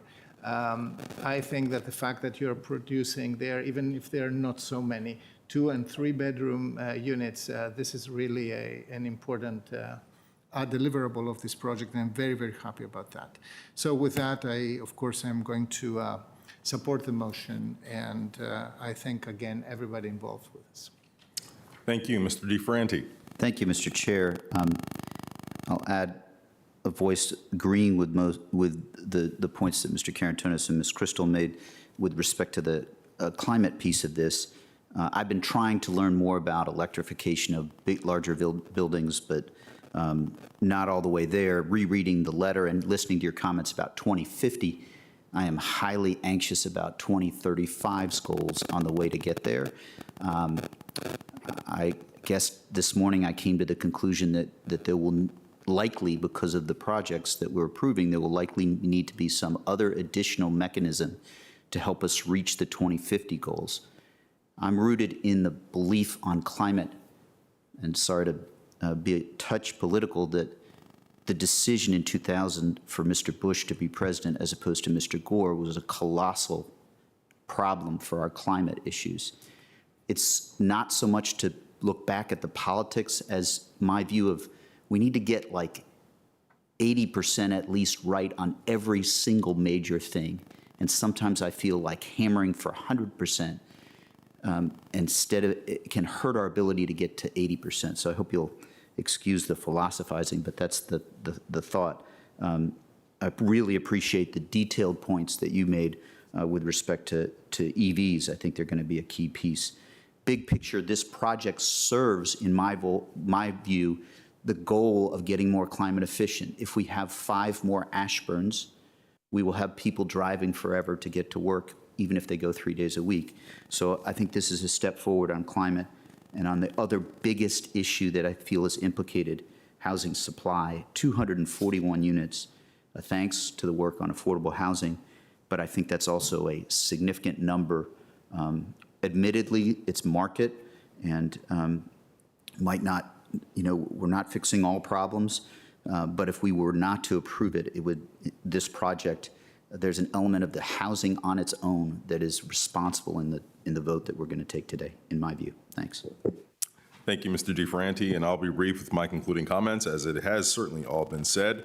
I will say that this project overall, both in terms of what we see in terms of the final 4.1 and the review of our commissions and the limited amount of concern we've heard about the project, indicates a real success for the nature of planning, particularly when it's updated and inclusive of all relevant stakeholders. You can really get efficient results in the implementation of projects and the consideration of them. So it's really a big win for staff, the community, the project development team. I'm really thrilled to see that it's manifest this way. And it's also a testament to the fact that, as much as I know developers are often considered the enemies in society, they are also the conduit to the implementation of the plans that the community wants to create. It's not going to happen if we don't have people who are willing to put together and take on all kinds of risks to get things done. And the beauty of that is we can have win-wins, where you have a development team that hopefully has a successful project, but the community for generations has something that reflects the plans that they came up with. This is a very, very good project that it's accomplishing a lot of complex and important goals, which is terrific. And, the very few concerns that we've heard relating to housing and sustainability, that's not really reflective of the project being deficient, but that our aspirations in Arlington are so high and the needs are so great. And I'm okay with that tension. In fact, I'm okay with C2E2 grading this project at a 50%. We have to be comfortable that, when it comes to meeting what is their benchmark, addressing substantially the climate crisis, we're not there yet. And we're going to have to work to get there. And 50% I know is tough to absorb, high-performing community that we are, but it's probably right.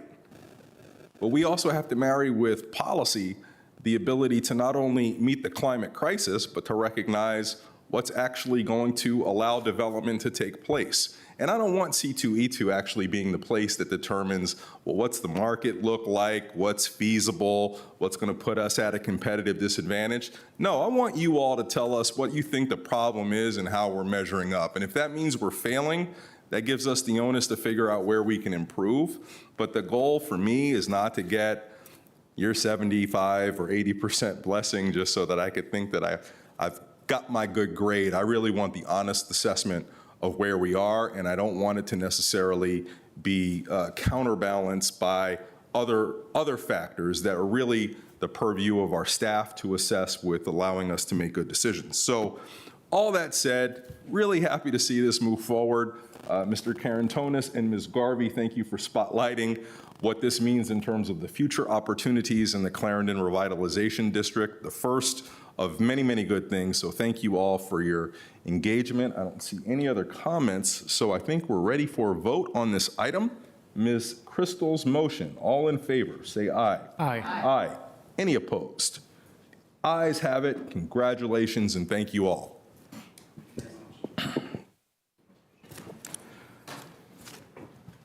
All right, we are ready to move on with the next item on our agenda, item number 28. Ms. Jacobs, will you call that while we have a little set change at the front of the room?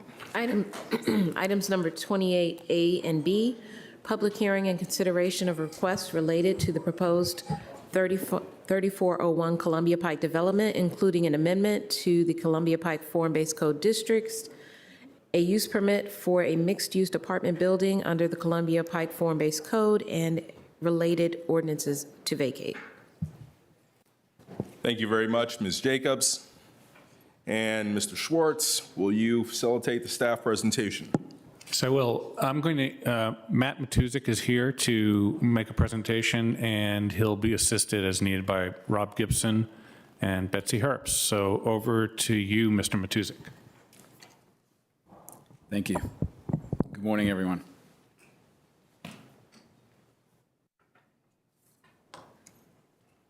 For the record, I'm Matt Matuzik with the Planning Division. I'm joined today by Robert Gibson from the Department of Environmental Services. I'm going to introduce the items associated with 3401 Columbia Pike and highlight some of the review process elements that took place over the last 12 months before handing things over to the applicant for a more detailed proposal presentation. The subject site is located on the northwest corner of Glebe Road intersection. It falls within the limits of the commercial form-based code, a zoning tool which was originally established exactly 20 years ago this month, according to our resident form-based code historian. You can also see the surrounding areas in the pink, which depict the neighborhood's form-based code boundaries, where the other form-based code exists throughout the corridor. The site is located within the Alcova Heights neighborhood and borders with two adjacent civic associations at this prominent intersection. For the last several decades, the site has been occupied by a 4-story office building, supported by surface parking and a drive-through bank. I'm going to spend a brief moment explaining the content on this slide as it involves some unique terminology and a number of regulations intended to guide redevelopment on this site. One of the key regulatory elements found in the form-based code is the regulating plan, which is comprised of a series of maps expressing the vision for each property and what is eligible to redevelop there. The exhibit on this slide provides an excerpt of what we call the town center node, which captures the eastern part of the corridor. On these maps, properties are designated by one of 4 distinct frontage types, grouped under the code's building envelope standards, each depicted through a solid fill color on the public streets surrounding the property. So as you can see, the 3401 property is generally surrounded by the Main Street designation, shown here in the red hatch, where a mixed-use development of up to 6 stories in height is permitted. The current regulating plan also depicts a blue hatch on portions of Lincoln Street, which correspond with the local designation that typically calls for a residential use of up to 3.5 stories in height. This relationship between the two frontage types has been carefully analyzed throughout the last year, and as a proposed amendment to this map was requested by the applicant in the context of this redevelopment proposal. Following internal review by staff and informed by massing diagrams, sun-shade studies, and assessments of similar transitions within the form-based code, the proposed amendment was considered by the Form-Based Code Advisory Working Group and the Zoning Committee, where general support was expressed. The proposed change would be captured by the regulating plan map and only apply within the limits of the subject property. The change would also enable the redevelopment while still meeting the intent of the form-based code by ensuring the proposal complies with the existing form-based code height transitions prescribed for the edge conditions such as this one. Incorporating the amendment into this analysis helps establish a number of criteria that were utilized in staff's review of this development proposal. I won't go through all of these items, but the list on this slide captures some of the key elements required of redevelopment applications on typical Main Street sites like this one. Staff has determined that the proposal in front of us today is consistent with the commercial form-based code, and no modifications to the code have been requested by the applicant. The proposal is required to be considered by the Planning Commission and County Board whenever the site area exceeds 40,000 square feet or when the proposed building footprint exceeds 30,000 square feet, both of which were triggered with this application. A more in-depth review of form-based code regulations can be found in the attached form-based code checklist, which was posted online along with staff report. In addition to the form-based code amendment and the use permit, staff is also recommending the vacation of an existing 12-foot alley that runs east-west through the middle of the existing property. Since its original dedication and subsequent office developments in the 1970s, the alley has not been used and is not identified on the master transportation plan. The proposed development would be delivering a new rear alley along the northern edge of the site, from which parking and loading access will be provided.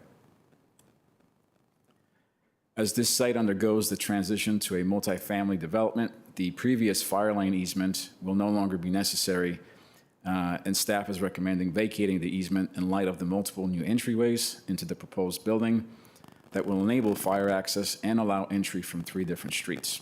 Details of both these vacations is provided in a separate staff report prepared by the Real Estate Bureau. Staff began to meet with the applicant in early 2022 before initiating the form-based code amendment process, which continued into the fall and led to a request to advertise in November of last year. As that work took place, staff also continued to review the redevelopment proposal, which was discussed with the Form-Based Code Advisory Working Group and the local community in late 2022. The Form-Based Code Amendment, use permit, and associated vacations have been grouped together for final consideration this month.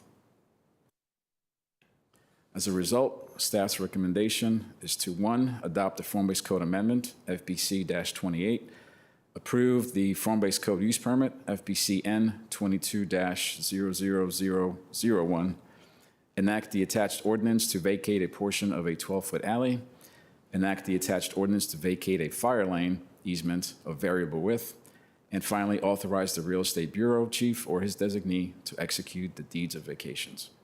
Thank you, and that concludes staff's presentation. Madam Vice Chair, I think we will. Chair, thank you. We do, by the way, if people are paying attention, this does broadcast in the back, so it's not like we're not hearing anything. Would the applicant like to present now? Thank you. That was working.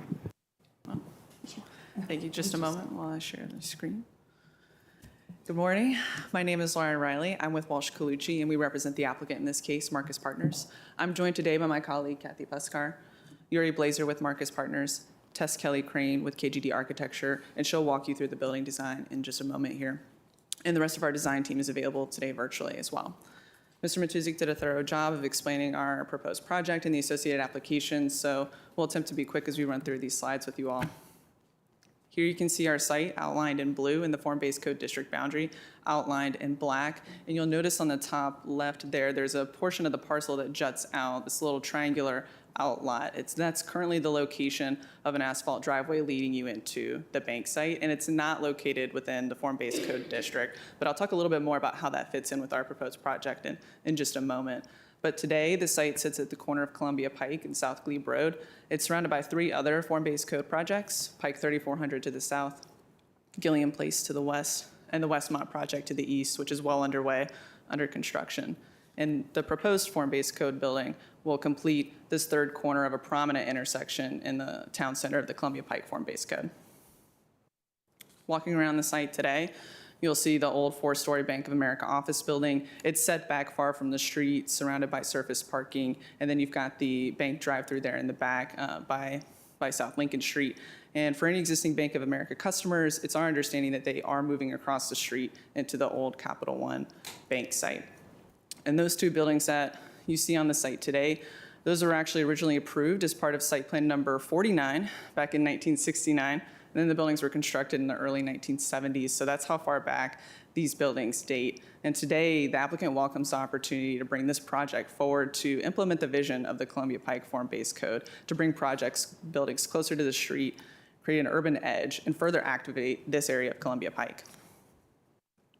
As Mr. Matuzik noted, this site's located within the town center regulating plan of the Columbia Pike Commercial Form-Based Code. You'll see that it has Main Street frontage on all 3 sides with a small portion of local frontage along Lincoln Street.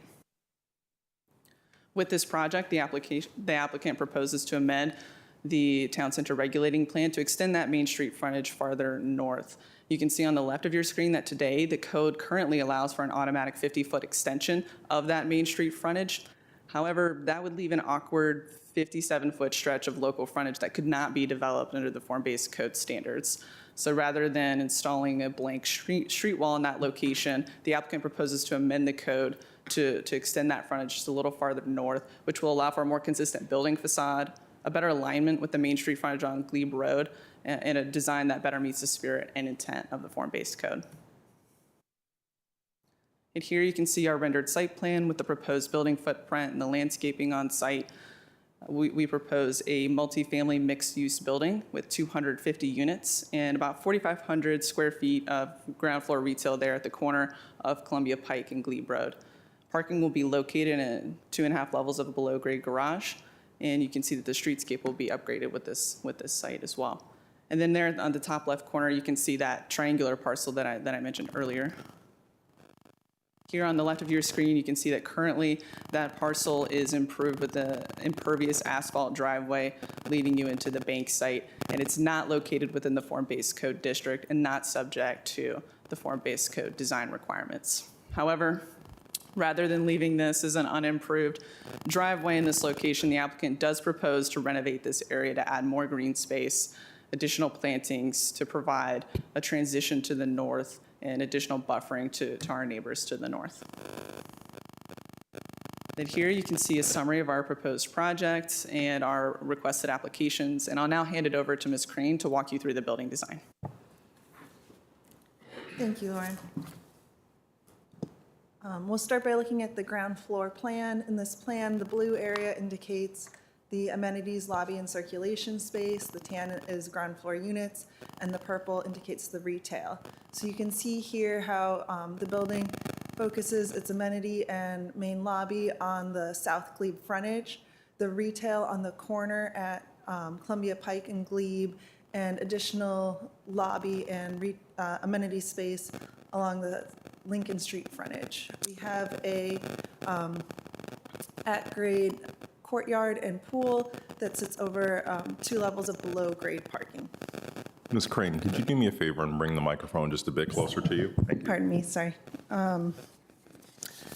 Walking around the building, we'll start by looking at the elevations. This is the south elevation facing Columbia Pike. This houses the retail and direct access to the below-grade retail parking. Moving around the building clockwise, this is the frontage facing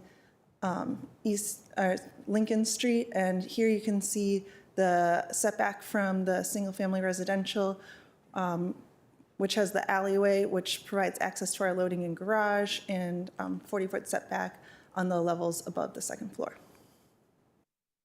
This is our north-facing elevation, facing our single-family neighbors. We will be providing a 7-foot wood fence on top of a site wall, and as you can see in the partial elevation below, and then the full elevation above cuts through the alleyway where you can see how we are using the grade to dip down to the below grade parking and the setback above the second level. Moving around to the east side, this is the Glebe Street elevation. Here you can see the activated sidewalk with the main entrance to the residential amenity spaces and retail. Stepping into our renderings, we feel that this rendering shows how we utilize the updates to the form-based code to take a unique approach to the facade design and create something different than our surrounding neighboring redevelopments. It creates a juxtaposition in a contrasting and complementary form and in materiality. Our neighbors are using predominantly red and warm brick tones. We've decided to use cool tones and dark brick. And rather than a traditional tower marking the main corner of our site, we are utilizing an elevated cube that is cantilevering over the sidewalk space. Zooming in on this corner, you can see the detail of that cube with the copper accents and how it frames the retail below, as well as the metal panel surrounding the retail frames up on either side of this cube.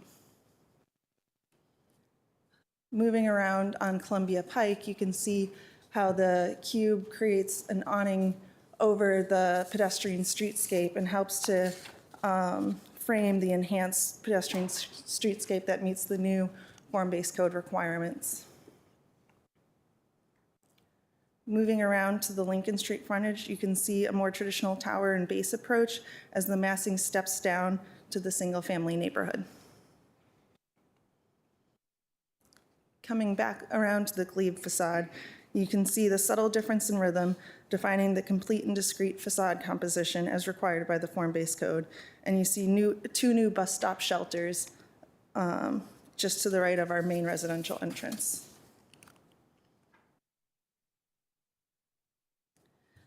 Zooming in on the main residential lobby, here you can see the enhanced streetscape and how we have planting along the curb line as well as the building face.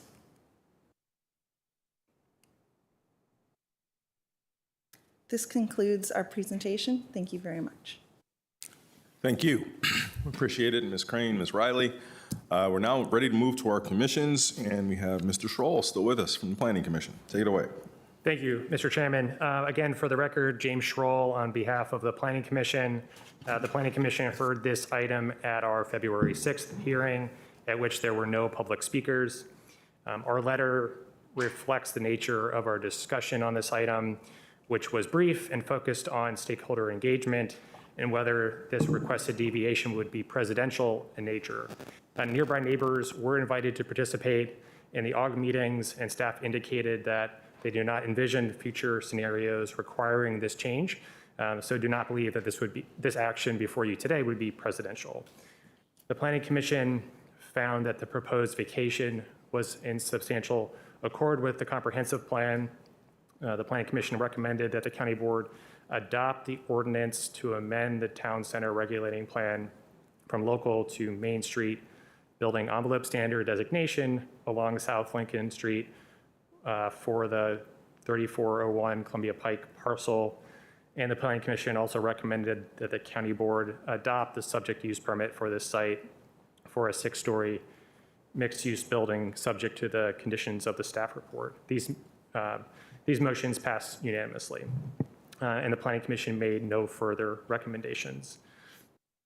As I end my remarks this morning, I'd like to note that this is likely the last time I will be before you all, as my Planning Commission term does end in several months, and it's been a pleasure serving you these past 8 years. So with that, Mr. Chairman, I would conclude my report, and happy to answer any questions. Well, thank you, Mr. Schroll, and we appreciate your incredible contributions, including leadership of the Planning Commission. And I am really glad that for your last opportunity to present, you got such non-controversial projects and were able to sort of coast out. Thank you, Mr. Chairman. All right, Ms. Jacobs, as we move to public speakers, do we have any? We do. Our first and only speaker is Peter Neubauer.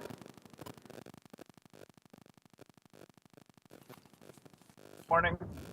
Good morning. It's Peter Neubauer. I've lived on South 9th Street, immediately to the north of the proposed building, for the last 27 years. The demolition, site preparation, and construction of 3401 will be challenging to live with as it is. My immediate neighbors and I experienced that with the construction of Gilliam Place. However, upon completion, we will be faced with increased challenges to parking and light and noise pollution from the day-to-day operation of the building. The building developer and the county should take these into account prior to approving construction documents. Since the construction of Gilliam Place, parking has become a major concern. However, it seems that the architects did not account for, nor did the county require parking in the underground lot sufficient for the vast majority of tenants. As a result, we continually come home to find we cannot park even close to our homes. The reality is that most new tenants will not rely solely on public transportation, ride sharing, or cycling. So probably very close to 250 new cars will enter the neighborhood, yet the plans call for only 86 spaces underground, a 1-car to 3 dwelling unit ratio. This doesn't include the cars of visitors to the building residents or retail establishments. We can't force people to give up the cars to the Alcova Heights neighborhood, and we immediate neighbors will be severely impacted by the balance of vehicles parking on the street. The garage entrance and the loading dock face us all, and as such, we likely be bombarded with lights and at night, noise at all hours, especially if there's an automated garage door, and noise from trash trucks picking up dumpsters. We'd like to know what the county plans to do to mitigate the current and future parking difficulties for the current residents of the neighborhood. Decreasing parking space to dwelling unit ratio would be significant, and permit parking restricted to the single-family home residents would be an option. As far as lighting, we request that the developer install minimal lighting and that it will be directed back at the building rather than towards our properties to the north. We would like to be provided further details on the anticipated trash removal process, any potential garage entrance noise, and driveway lighting plans. Thank you very much. Thank you, Mr. Neubauer. That concludes our public speakers, Ms. Jacobs? Yes. All right, then the conversation is with the board. Why don't we start off with a motion on this? Mr. Karantonis, are you ready? Happy to offer that. Thank you. And you will bear with me because it's a long one.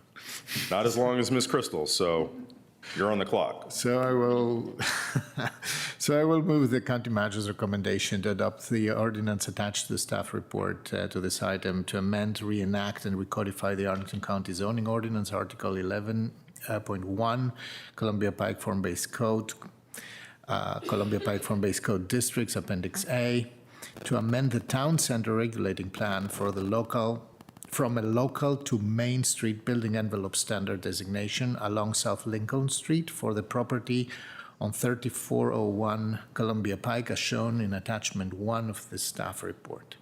In addition, to approve the subject use permit in accordance with the Columbia Pike Form-Based Code, Article 11.1 of the zoning ordinance, for the development of a 6-story mixed-use apartment building containing a total of 250 units and a shared below-grade parking garage subject to the conditions of the staff report. In addition, I move the county manager's recommendations first to enact the ordinance attached to the staff report to vacate a portion of a 12-foot alley running southwest from South Glebe Road towards South Lincoln Street along the parcel lines between Lot 9 and parts of Lots 1, 2, 12, and 13 of Block 1, Alcova Heights, known as 3401 Columbia Pike, Arlington, VA, RPC number 23-041-007 with conditions. Second, to enact the ordinance attached to the staff report to vacate a fire lane easement on variable width located on Outlot A, lots A and 9, parts of lots 1, 2, 12, and 13, Block 1, Alcova Heights, known as 3401 Columbia Pike, Arlington, VA, RPC 23-041-007 and 23-041-111 with conditions.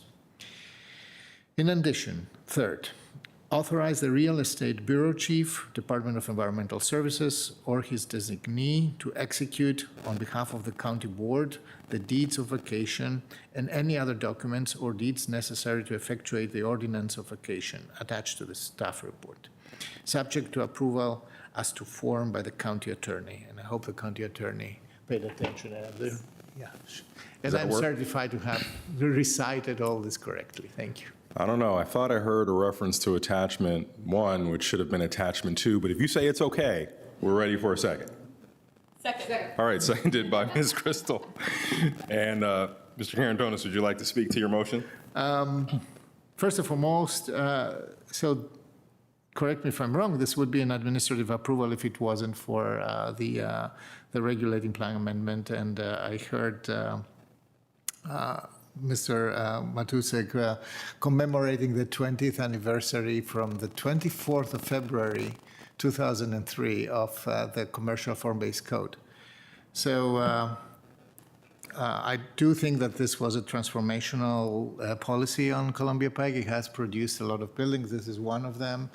And it has actually fulfilled the initial intention of the Columbia Pike Initiative to bring development where development wasn't happening for 30 years, from 1970 to 2000 almost. Actually, this was the only building, the building that you're about to demolish is the only building that occurred during this entire time. 1972 was built. So, however, I mean, if you followed the conversation previously, here we are not talking, there are 250 housing units, that's excellent, but we are not talking about affordable housing contributions, no environmental performance, not, we don't have a discussion about parking ratios, which are high, 287 on 250 units, no green roofs, none of this discussion is going to happen today here. And this is part of the form-based code that we approved back in 2003. And I believe that these elements, they found their entrance and they are present in the neighborhoods form-based code that followed 10 years later. And I do believe that the 20th anniversary may give us a moment of pause to ponder whether it is about time after this pipeline is completed to update the code. Other than that, this is a building that stands in an intersection that came a very long came forward over the last 20 years quite a bit. 60 to 70,000 vehicles cross this intersection every day, about 15,000 bus riders. So the building is still and thankfully a mixed-use building. So we will see neighborhood retail growing there. We have an affordable housing building just next door. I don't forget that. Gillian Place, that was an excellent addition to this intersection as well.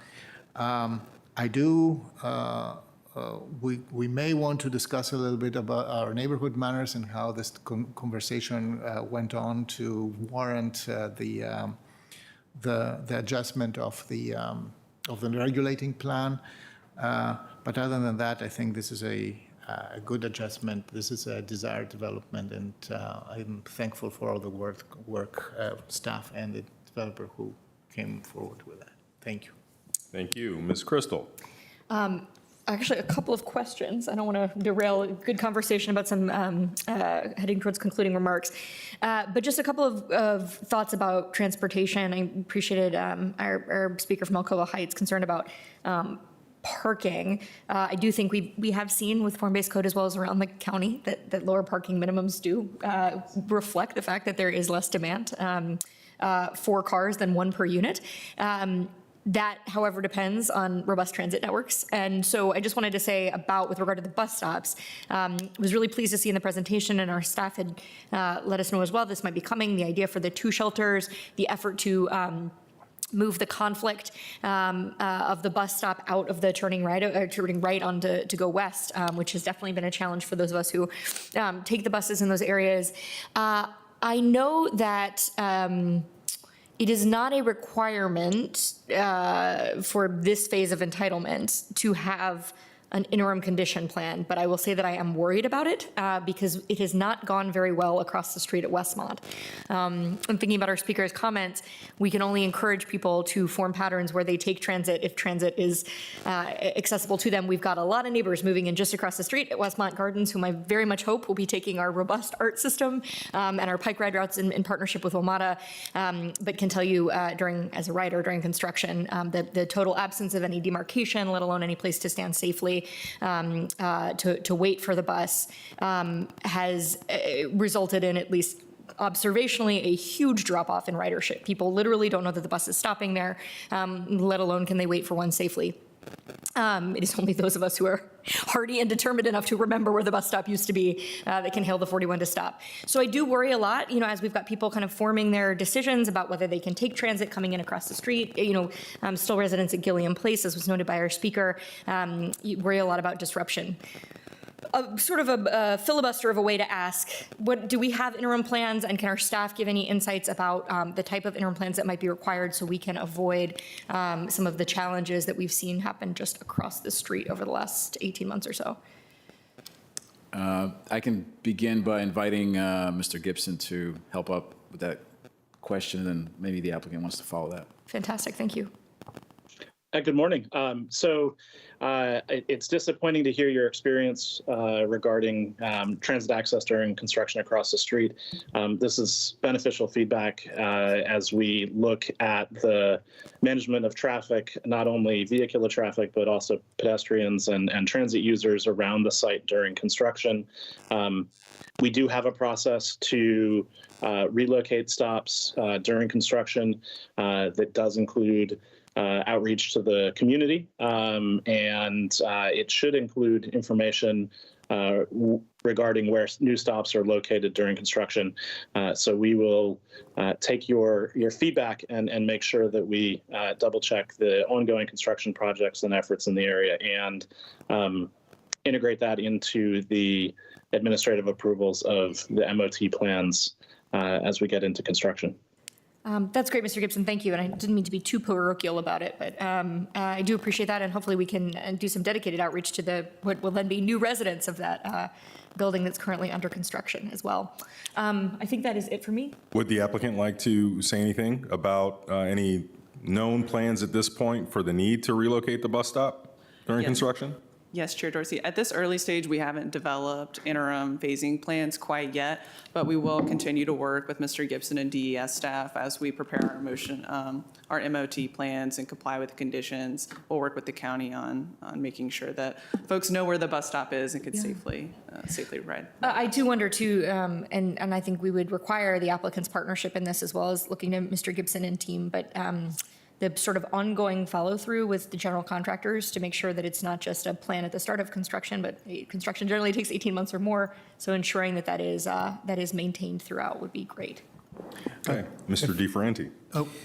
Was it something on this matter? It's relevant. Sure. When Westmount started, their plan to manage the circulation around, the pedestrian circulation, and also the visibility and, where is the bus stop, was pretty good. It began to deteriorate when the building was, closed, and then, contractors had to work from outside, so they began to occupy the pedestrian space, and there we lost the connection, visual and functional, to the bus stops.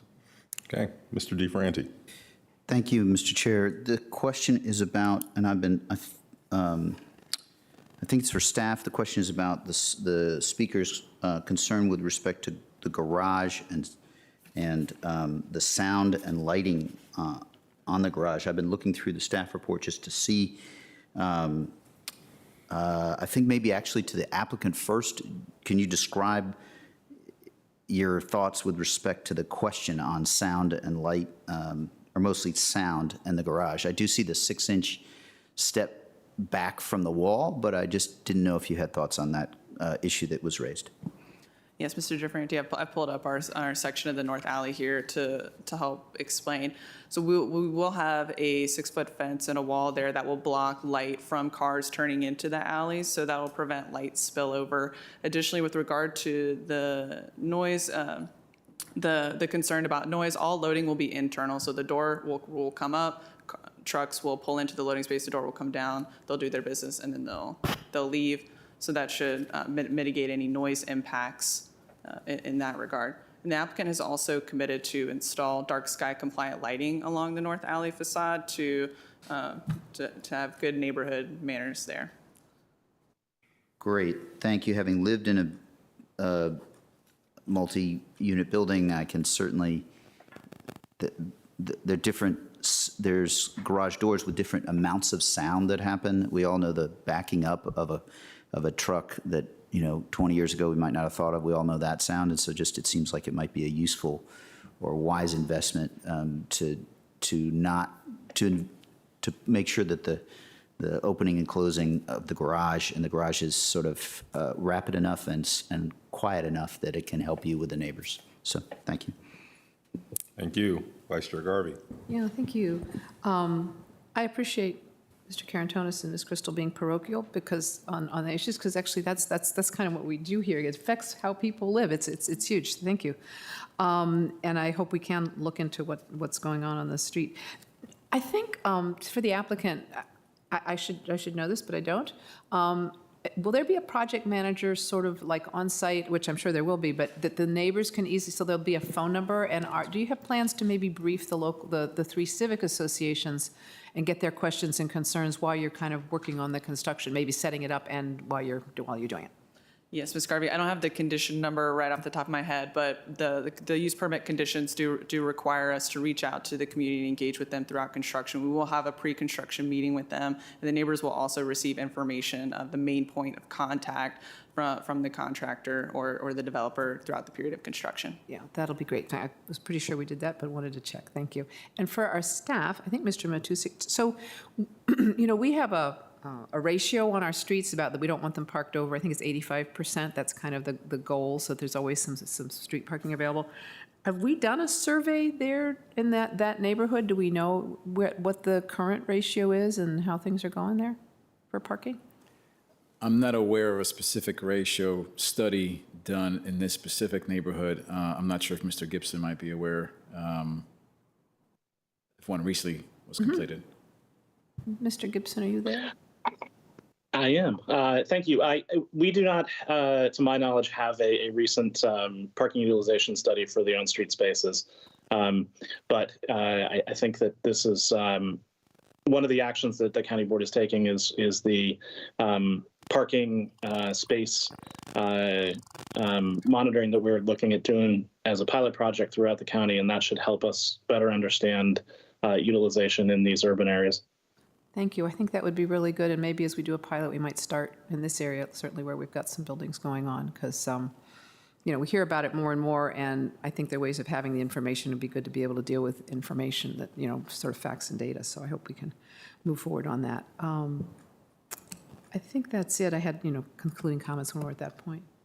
Mr. Carantonis, you have more comments? I have a question, actually, and I just wanted to ask Mr. Matusek about the rationale behind the modification of the neighborhood manners of the tapering down to neighborhood scale, because this comes here also with a relatively, it doesn't happen very often inside the boundaries of the regulating plan that one side of the street is main and the other side of the street is local. So that's something that is, I don't remember if there is another example. There are examples of having one side of the street regulated and the other side of the street not regulated. But inside the boundaries, this kind of arrangement is not very common.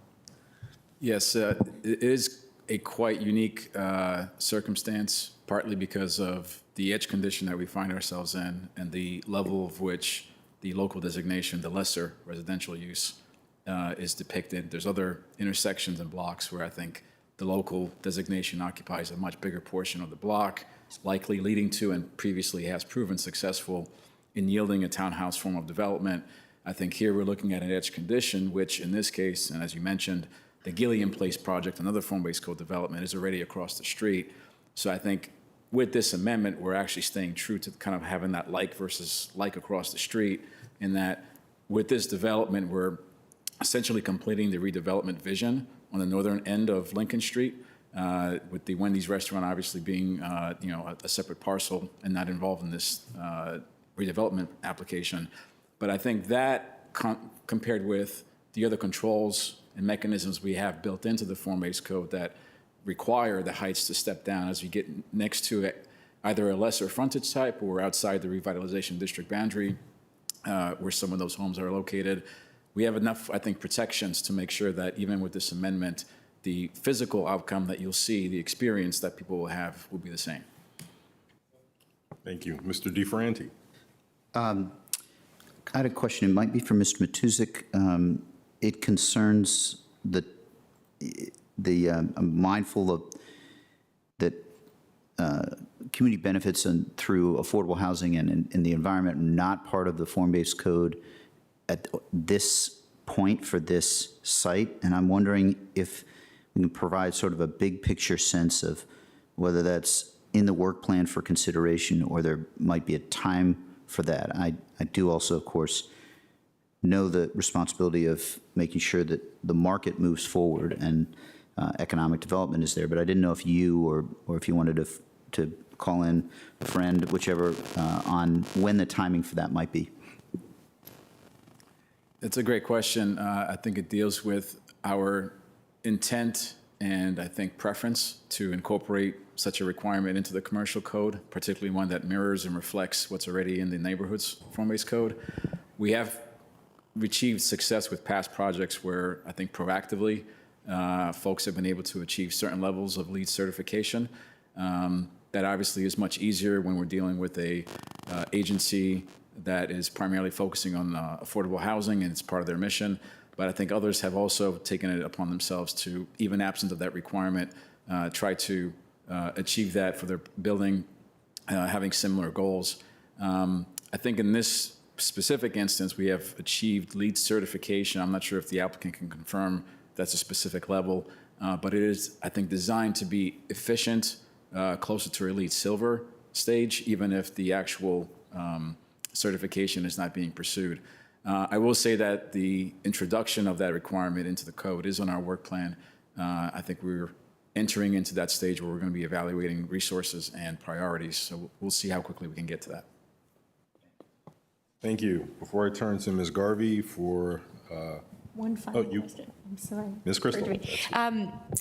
Is there anything you can tell us about the intended retail program? I mean, I know you couldn't name any ongoing negotiations, but I was sort of trying to get a sense of it as you showed pictures. Is it likely food and beverage, one retailer? What's that likely to look like? Right. It's quite early in the process to determine the exact retailers here, but we anticipate dividing that 4,500 square foot space up into potentially 2 retail spaces. And we are anticipating food and beverage, so we have vented to the roof to permit restaurant uses there.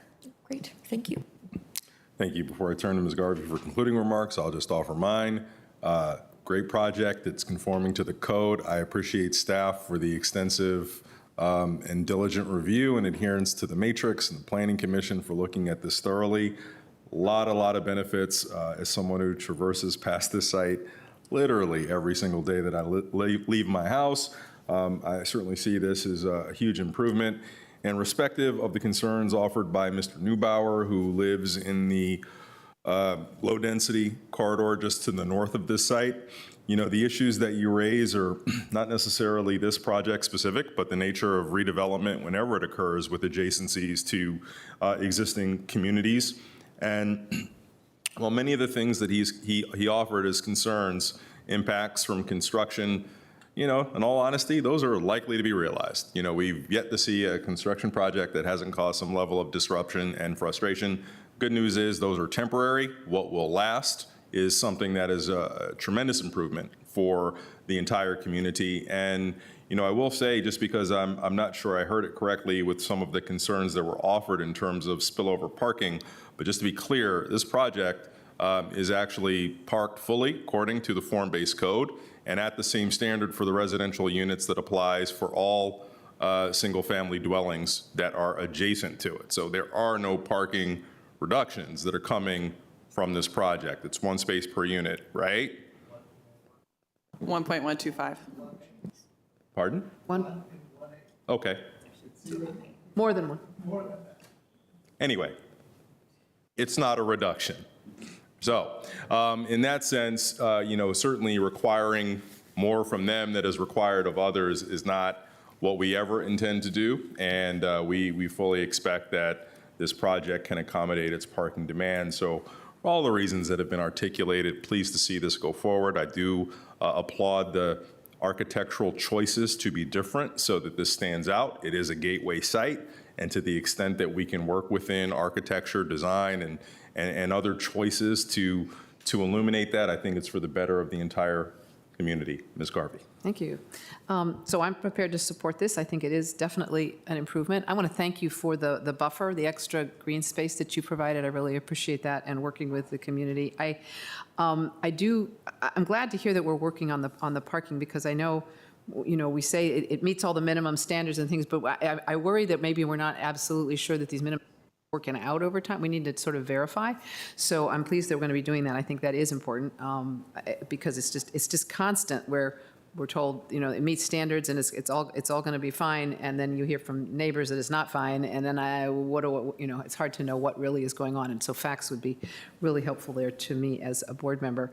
And I also, as I say, I think it's a great project and definitely an improvement. But I think the contrast between our discussion with the building site previously and this one is really kind of instructive on the difference with the form-based code. And as Mr. Karantonis, I think, said, after 20 years, I think it's a time. I know we have looked at that form-based code, and I know your plate is really full because we keep putting more things on it for CPHD. But, you know, I'm not sure. You've got down, I was just looking at the slide that has the, you know, the things that they've done. There's all the regulations, they're meeting it, and then they're, you know, LEED, affordable housing, historic preservation, not required for this site because it's part of the form-based code. Well, you know, we're moving into a new era. Maybe we need to start really looking at that. I worry this is a lot of land and a lot of possibility there, and maybe we really should be doing more with it moving forward. So we'll have more of this discussion when we get to how much we can put on your plate before it falls on the floor or you can't manage to handle it all. But I really do think it's pretty clear. And again, the contrast between these two discussions and the two projects is really, really clear. And I think it's showing that we need to be stepping up a little bit on the Columbia Pike form-based code area. But all that said, thank you very much. It is a good project. Appreciate it. And again, I do appreciate, working with the neighborhood, the lighting, thinking about the lighting issues, and also that extra buffer. Thank you. Thank you. So we'll now, Mr. DeFerranti. Thank you very much, Mr. Chair. You and others have said it all well, and even with respect to Mr. Schroll, you said it well, but I think I'll take the risk and say, Mr. Schroll, your commitment to good public policy and integrity throughout and your public service, I'm just saying the words. All of us on the board deeply feel this, and so thank you. Thank you. Yeah, just in conclusion to pick up there, thank you so much for your service. And I know you've got exciting other pursuits coming forward in your life. I can tell you from personal experience, having a new baby is challenging, but it's nothing compared to surviving in the trenches of Arlington County land use. So I think you're well prepared. And I look forward to joining you so our kids can watch the diggers at this site and others. Thank you to the applicant. This is a strong project. I do, like others have said, appreciate a little bit of architectural diversity coming forward. I think it will add a lot to the neighborhood, and appreciate our staff's efforts to ensure that compliance with the code is sort of a floor in terms of fulfilling the vision of the neighborhood, but also the thorough additional work to mitigate impacts that may be happening and maximize the positive. So look forward to seeing this project come alive at the intersection, and certainly to the new bus stops. And thank you very much. Mr. Karantonis. No, not more than thanking Mr. Schroll for the service, for being in the trenches, for fighting for excellence in Arlington. We wish we had many more like you. So thank you so much for the dedication. And about the project, great project, another KGD building. There is a KGD aesthetic signature to these buildings. I think it has been improving over time. I hope that we will see even more improvements. I think they're feasible and possible. And I look forward to a exciting mixed-use frontage for the building. There are some very interesting elements to that. You carve some space, etc. I'm curious to see how this will be used. And I mean, I can only second the bus stop comments. This will be a significant one. You will have a lot of people embarking in lighting, right? These are also the customers. It's not only the customers of the transit system, it's also the customers of your hopefully very successful tenant in the mixed-use space, the commercial space. Thank you. Ms. Garvey. I was remiss in not thanking Mr. Schroll, but I'd like to remind you, so you may be out of the trenches. There are other battlefields, there are other fields to till, there are other things to do, and I hope you're not going far, and take a little break, and please stay involved. Thank you. Thanks. Okay. Now, not only has it all been said, but everyone has truly had a chance to say it more than once. So with that, we'll now consider Mr. Karantonis's motion. All those in favor, please say aye. Aye. Any opposed? Ayes have it. Congratulations. You have a unanimous vote of the board in support of this project. Good luck. Thank you all. And Ms. Jacobs, I think we have one other item for consideration today. Yes, item number 29 is the county manager's presentation of the fiscal year 2024 proposed operating budget. All right, thank you, Mr. Schwartz. We'll give the room a chance to change a little bit and for the budget team to get in place before I turn it over to you.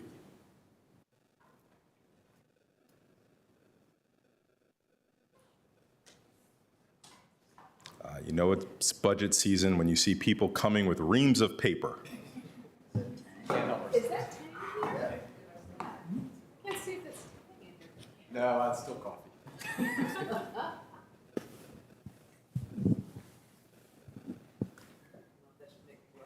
All right, Mr. Manager, over to you. Thank you, Mr. Chair. You know, people always ask me, when do I consider the spring starts, whether it's Groundhog Day or the first day of spring training, but no, it's today, Budget Introduction Day for fiscal '24. So I'm going to walk through a presentation, And if you have questions, we'd be happy to take them at the end. And also, we will be here on Tuesday evening to look at advertising a number of taxes and fees. So if we could go to the slides.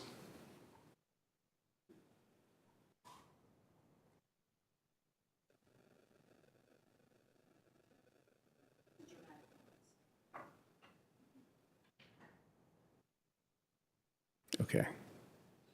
So let's start off with an overview of the proposed 2024 budget. So our tax revenues, as we estimate them for fiscal '24, are continuing to improve. We'll have details on that in the next few slides.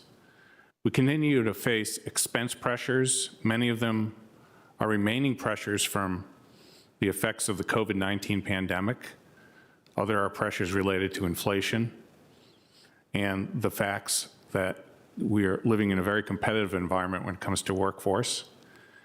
We also continue with priority investments in schools, our housing, mental health, as I mentioned, employees, capital infrastructure, and a number of other areas I will detail.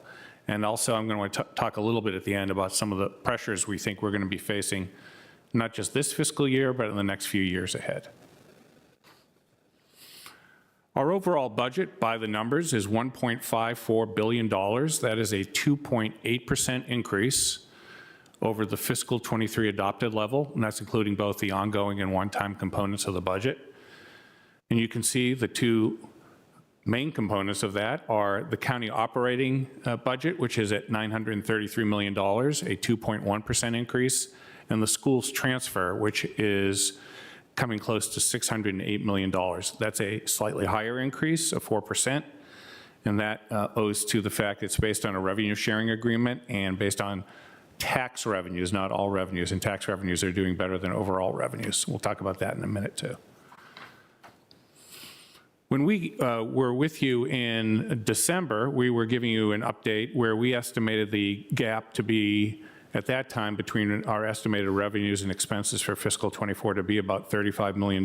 Given that, the board, you directed me to take a look at a series of factors, including service and program efficiencies, the appropriate use of one-time funding, how to make sure that we will fund what we're doing for the first time in 50 years, which are collective bargaining agreements, provide funding options for eviction prevention, housing grants, and the associated costs for our housing with the Affordable Housing Investment Fund, and also to maintain our commitment to schools.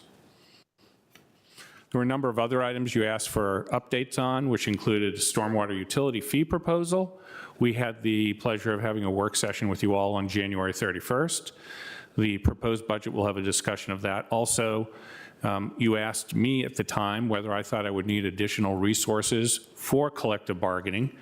The 5 staff that you provided in fiscal '23 right now proved to be enough. I'm not asking for additional resources there. You asked for an update on what kind of investments we need in mental health services, environmental priorities, and then, as you can see on the right column, an update on where we were with implementing the police practices group, our equity resolution, how we were doing on maintaining sustainability of our emergency rental relief programs, and then, apropos of the conversation we had earlier today with commercial resiliency, the number of changes we're making in our zoning ordinance to try to bring more options to people for use of our commercial office space. So that $35 million gap back in December, as you know, every time I come to you, I propose a balanced budget where revenues equal expenses. And the facts have changed since November and December. We've seen higher than anticipated real estate assessment growth. I think that a number of people saw that when they received their residential real estate assessments in January. On the commercial side, we had anticipated a drop in overall assessments. And there was a very small drop in the commercial assessments, but when you factor in new commercial building, the numbers were actually up. And then also our other taxes, as I'll talk about in a subsequent slide, are doing quite well. On the expense side, I'm proposing reductions of about $5.5 million. And then thanks to the action of the county board 4 years ago and the work with our partner with Amazon and the opening of the Maplewood Solar facility, which is down near Danville, Virginia, we're now realizing every year, starting now going forward, savings. They'll vary depending on what the market is looking like, but this year, $2.6 million savings in our electricity budget. We're also benefiting from lower debt service, which is one of the things that factored into that is we did not go into the debt market in the last 12 months. And then unfortunately, and just an artifact of the labor market, we are still having challenges in hiring vacancies. So we're taking that into account in our expense estimates. And then also, as the board directed, taking a look at how we use one-time funding to fill some of our ongoing costs. And you'll see in the materials that I'm going to provide today, which I'll talk a little bit how people can get access to them, we're leaving unallocated about $4.5 million in one-time funding for the board to use as you go through the process. And just a reminder, we'll be back to you at probably towards the end of the March with our mid-year and third quarter evaluation. And at that time, we'll also update whether there'll be additional funds available. So we go to the next slide. A little bit of a overall focus on where we're doing on revenue. So the budget I'm proposing today, consistent with the guidance I received from the board in December, keeps the real estate tax rate at the same level from last year. So that's $1.01 per $100 of valuation. And then also for stormwater tax rate, 1.7 cents. And this again will be the last year where we're going to be doing that. We're going to be moving to a fee for service arrangement when it comes to stormwater, not for service, fee for impervious surface. Then the average residential property increase that the mythical average homeowner in Arlington County will be seeing is a $369 increase. And the average overall residential bill, which includes all taxes and fees, will be up $454. Now, one thing I did want to take a moment and highlight, and I'll talk a little bit about this in a subsequent slide, is that included in that calculation is people will see on average a household solid waste rate going up about $100. We'll talk about the reasons for that in a minute. On the tax revenue side, as I mentioned, tax revenue growth was higher than what we had anticipated. That included not only real estate assessment, but our business, professional, and occupational license taxes. Personal property tax, if you remember last year, we saw a huge surge in values of cars. This year, values have come back to earth. They're still up 7%. And my proposal assumes 100% valuation of cars, unlike last year where the board adopted an 88% ratio. Sales and meals are up double digits, and hotel taxes are up a third. That will bring us off a lower base, since we're still dealing with the COVID impacts, very close to where we were pre-pandemic. Non-tax revenue, you can see, is down 3%. Obviously, the federal revenue is down a huge amount, given that we're now no longer getting that assistance we received during COVID.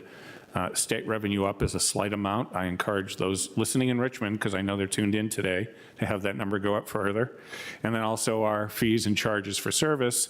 Most of our fees are going to be going up around 5% to keep pace with inflation. So let's move on to the next slide. This is a summary, and there are about 950 pages of material that will be going online as we speak, that we have about $5.5 million in reductions. Some of those reductions are, for example, items that the board added that we have not yet, in the fiscal 23 budget, we have not yet filled, so we're going to hold off on that. So that would be some functions in my office and also in the county board office. But we are taking capacity out of the system. You can see they're ranked by dollar amount, but in the manager's office, I'll be eliminating a communications manager and a specialist that was going to work on environmental issues. We have some other, I'll call them more technical changes, and we'll be walking through those as we have what are going to be 8 budget work sessions with the county board, where you will go into great detail on each of those items with each of our department heads. Go on to the next slide. Over the last couple of years, we have been using one-time funds as a bridge to get us through, given the challenges with ongoing revenue. The board provided direction to me to continue using one-time funding, but to reduce the reliance on that, since that is not the best practice. So you can see in fiscal 22, we were at 16 million last year, 12 million this year.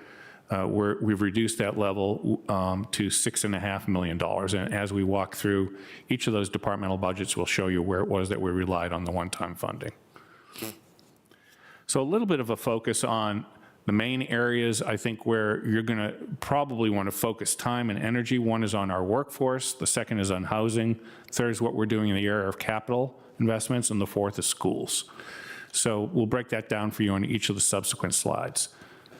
On workforce, the county board in December already passed good faith resolutions related to collective bargaining for our uniform fire service at 4.5%, and that's reflected in the proposed budget, our uniform police at 10%, and our service labor and trade workers at 4.5%.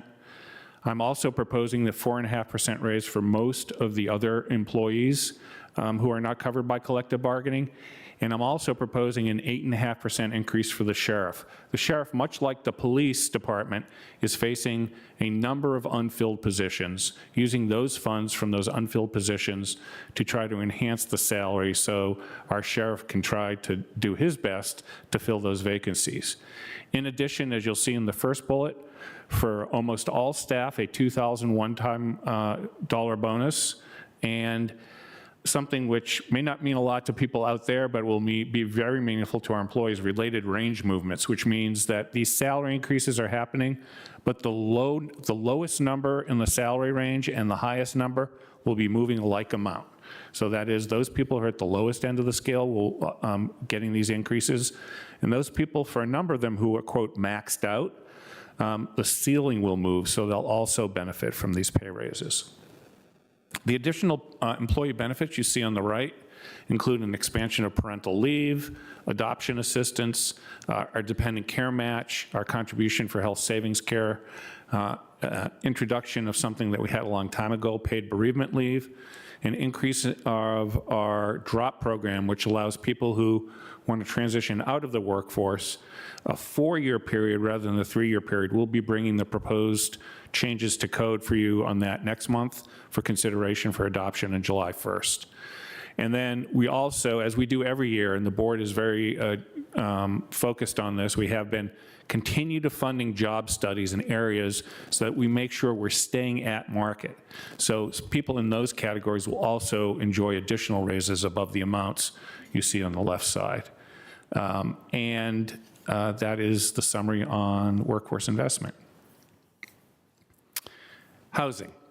Housing is, you know, we have a lot of conversations about housing. Our fiscal 24 budget is talking about stabilizing households in Arlington and improving housing conditions. And actually, if you take a look at the bar graph here, you can see that there's been a really significant change in the kind of efforts we've been making over the last 5 years when it comes to assisting people for housing. You can see that yellow bar, which is eviction prevention. Back in fiscal 19, we actually didn't do any eviction prevention, and you can see the incredible increase in the number of households where we've been assisting with eviction prevention. And then in addition, you can see the CAF unit inspections, which focus on making sure we're paying attention to our legacy housing stock. We saw that in vivid display with the Serrano conversation the board had over the last 2 years, but the number of inspections we've done of our committed affordable units. And then you can also see the amount of investment in our housing grants. So those focus on the numbers and the types of things we've been doing. You know, the number of committed affordable units the board has approved, especially focusing on Barcroft from last year. We've had record numbers over the last few years, but those really driving some of the metrics you see in the bar graph. As far as when it comes to dollars, our housing grants will be up from where they were a year before. They're going to be at 14.5 million. Eviction prevention, again, is a bigger number than we're used to seeing. Permanent supportive housing is up, housing choice vouchers up, and then inspections. I did want to take a minute or two to focus on the Columbia Pike tax increment financing, which has been in place, I think, for about 13 years. It was set up to try to promote the introduction and enhancement of affordable housing along Columbia Pike. We're going to keep the TIF in place. Right now, there are balances of close to $4 million in that fund. My proposal is that the board consider using that amount of money to pay down that $150 million contribution we're making towards the Barcroft transaction, working with Jair Lynch, and then also use the ongoing level of funding in the TIF to meet debt service for Barcroft. As a reminder, the debt service associated with Barcroft is close to $5 million per year, and we have seen a skyrocketing of interest rates and cost pressures on that deal. So we had painted out a worst case scenario for you that the debt service would be about $5 million. Unfortunately, we realized that.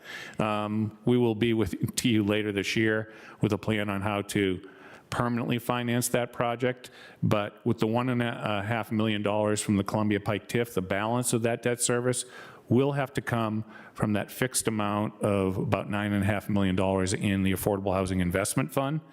But again, I know we will have long conversations over housing, but I wanted to spend a little time on that. Let's move on to capital investments. We have 7 buckets that we're focused on: technology, parks, transportation, our energy management, what's going on in neighborhoods, and our facilities and public safety. There are a lot of items here. I'm not going to read this to you, but I'm happy to say that our pay-go budget does meet, in every instance where it still made sense, the commitments that the board put on record in adoption of the CIP a year ago. We're not always able to do that. The CIP and sometimes is more of a notional document, but we're meeting all those commitments except in those places where it turns out that our assets are lasting longer or our priorities have changed. So a number of significant investments here in our parks and transportation and technology, and we'll talk a little bit about those as we have the work session, but happy that we're able to at least meet those commitments. Schools. I talked a little bit about upfront the principles of revenue sharing. What we do is we measure what the percentage is of the overall revenue that was in the adopted budget for 23, and that comes up to 46.8%. And we then apply that to tax revenues for fiscal 24 to come up with the number that we have here. You can see the ongoing and one-time revenue. And in addition, I always like to talk about this. It gets lost a little bit in the conversation. We are giving more than $10 million in services to the schools on the county side of the ledger. And you can see a number of those things, whether it's in transportation services, landscaping services, our nurses. And that, just to put this in perspective, the enrollment for schools, and you can see it's sort of a little small there in that picture, is estimated, the September numbers, at 26,911. Those numbers are pretty much akin to where we were in fiscal 2018. So, there was a surge in enrollment. Enrollment has dropped off due to COVID, but those numbers are pretty much where they were about 5 years ago. So we'll have more conversations about that as we go on.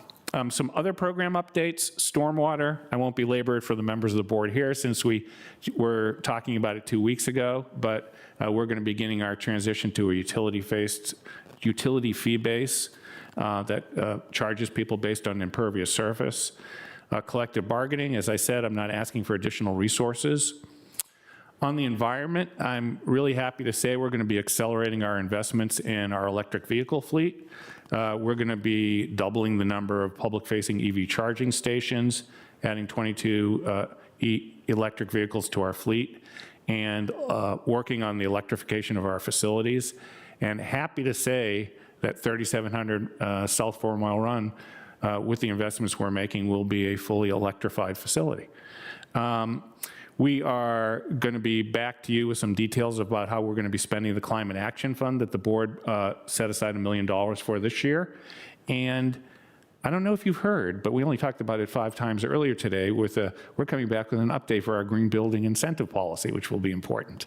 And also, let's not forget the trees.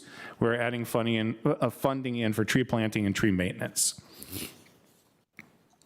Other program updates, as we go through the budget, we'll talk about where we are with equity. We'll talk a little bit, as we talked about earlier today, about commercial resiliency. And then there's a lot of conversation, I just touched on it, but where we are on our housing grants and whether that's a sustainable course that we're under. We've had lots of conversations with our affordable housing partners, and I know the board's been actively involved. So an extended conversation there to see what the path forward will be on those efforts as we continue. There's a work group that's about to finish up with some recommendations in that area. Next slide. So I have taken the opportunity in conversations with our library director this year, so everybody listens very carefully. We are not making any proposed changes in our library funding. We actually will have, we've recovered from the pandemic. We are actually opening up, we just opened up, I think it was Saturday service at the Westover Library, if I have that correct. And we're also going to be opening a new library in the lobby of this building right here. And in about a year and a half, we hope to be opening up a new library down in Crystal City as part of a community benefit there.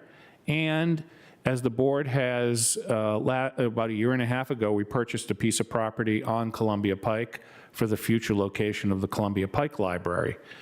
Given that, and then the changes that the board made in last year's budget where you approved new staffing, permanent staffing, we have changed the model of the staffing for our libraries from a temp staff basis to a permanent staff. We moved away from reliance on temp staff. That reliance proved to be impractical and really unfair to those temporary staff. Now we're trying to move to a fully permanent staff library. And also we continue to have challenges with materials. And staffing of materials. We've also moved to no library fines. And I think the time has come to think about where we think our library system will be 10 years from now. And that conversation, I think, will be very helpful. Again, not with allocation of dollars necessarily, but as we consider what's going to happen with the Columbia Pike site, I welcome the opportunity to have a conversation with the board. We start now. Won't be decided in the budget deliberations, but over the next 12 to 18 months about what our library should look like 10 years from now. And that also would include Central Library, which I know there's been a conversation about what should happen to Quincy Park in that area. So with that, I wanted to also move on to some of the challenges, which I know you are well aware of, that we're facing. We see them this year, but they're going to grow as we continue over the next few years. Just a really profound challenge with what's going on with Metro and ridership there. Right now, our current estimate, and we've written this up in the budget, is that for fiscal 25, Metro is projecting a $527 million gap when it comes to operating expenses. And that gap is estimated to grow to $730 million in fiscal 29. Those are huge numbers. Anytime you hear a number about Metro, Arlington's share of that is somewhere around 8%. And even for us, those would be considerable costs. So I want to make sure we'll be talking about that. And I don't have any answers, but it's important to continue to focus on that. I think that's enough on that. And you're familiar with where we are in housing and the challenges with our workforce, maintaining a workforce in this tight labor market, and then what we're seeing with inflation and then infrastructure. So let's go on to the next slide. We have for Tuesday, and all the board reports have been posted online, a tax and fee advertisements coming. I have based on what you've said, I've prepared a budget at those tax rates that's up to the board to determine what you're going to do on Tuesday for a tax rate. Also for a stormwater rate, I'm proposing no change to the personal property tax and B-poll rates, and also the bid tax rates remain flat. I did say I would talk, and I want to take a minute to talk about our household solid waste rate. In fiscal '23, our household solid waste rate was $307.89. Our household solid waste rate in fiscal '17 was $307.28. It's gone up, it's gone down, but it's been essentially flat for 6 years, which has been a factor of a fantastic contract we entered into. 2 contracts, actually, one with our hauler and the other with our recyclable facility that we use. Time's up. Contract is reached a point where we're now in the option year, and our contractor faces labor shortages, labor challenges, fixed costs that have gone up. And I know a $100 increase not only seems, but it actually is a huge amount, but this is what we're seeing in the market. And so make sure that we highlighted that. Some of the other fees, we'll see increases that keep pace with inflation, and we'll be talking about that when we get to specific work sessions. So again, I had mentioned earlier what a typical homeowner in Arlington would face. If you go to the next slide, you'll see this chart we like to use. If you get the next to last column, talks about a $454 difference. The biggest changes being in the real estate tax burden and also the refuse fee. And you can see for personal property, the average burden is actually coming down $41, which is good. And we can highlight that, and we'll have more conversations about that. So the budget calendar, starting today, continuing on Tuesday. Again, all the board reports associated with that, the items for Tuesday have been posted. We have 8 separate work sessions with the county board and 2 public hearings that'll be happening at the end of March. And I have a packet of material for all of you. We have a set of summary materials that are now posted online. If you go into the search bar and type in fiscal year 2024 budget, you will pull up a series of summary materials. That concludes my presentation. I just did want to wrap up. I'm going to say this many times. You're looking at, you have Michelle is here, and then you have Maria, Richard, and Emily. It's almost like this is the first time they've seen sunlight in a few months, so they'll be blinking a lot, but they're here to answer any of your questions.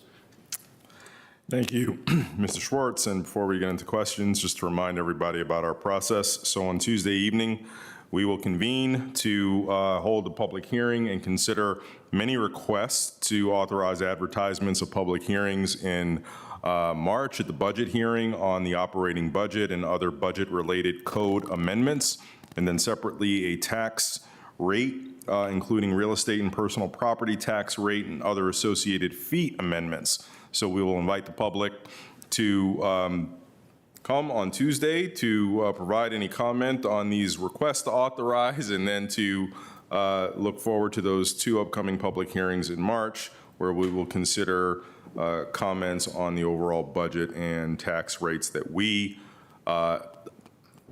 advertise, which is what the board will be accomplishing on Tuesday. There are no actions before us today other than having any kind of discussion and Q&A with our expert budget staff. Mr. DeFerranti, please begin. Thank you, Mr. Chair. Mindful of brevity, I guess the one area that perhaps over the coming week or perhaps Tuesday, if you could offer thoughts, because I think it's going to be a theme throughout, staffing with respect to mental health, because that impacts the vacancies, the vacancy filling rate, which could have a slight impact on our ongoing and one-time funding. It's also such a huge priority. So I just wanted to mention that, to flag it for Tuesday for you. And open any comments, but did want to seek to be brief and just highlight the one that was there from the manager. Thank you. Yeah, I would just add, and I know we've had a lot of conversations about that, especially given the conversations the community's been having recently about what's going on with Arlington Public Schools and more broadly what we've been seeing in the community. We're very excited that, I signed this letter of intent with Virginia Hospital Center for additional behavioral health care beds. Those are 2 years away. We have a real need for additional services there. And in several places in the Department of Human Services, we're experiencing vacancy rates of 30% or sometimes a little bit more. And those are real challenges. And I wrote in the budget message that I'm not actually proposing additional positions in that area, not because I didn't want to, but we have to fill those vacancies first. And it is a real challenge. You know, the board may want to look at some of that one-time money I left unallocated, or you may want to look at additional investments, but, you know, I think that is really the challenge we face as a community right now. Mr. Karantonis. Thank you, Mr. Chair. First of all, thank you. We all understand it's a yeoman's work. The 900-plus pages are, I guess, coming in printed form, right?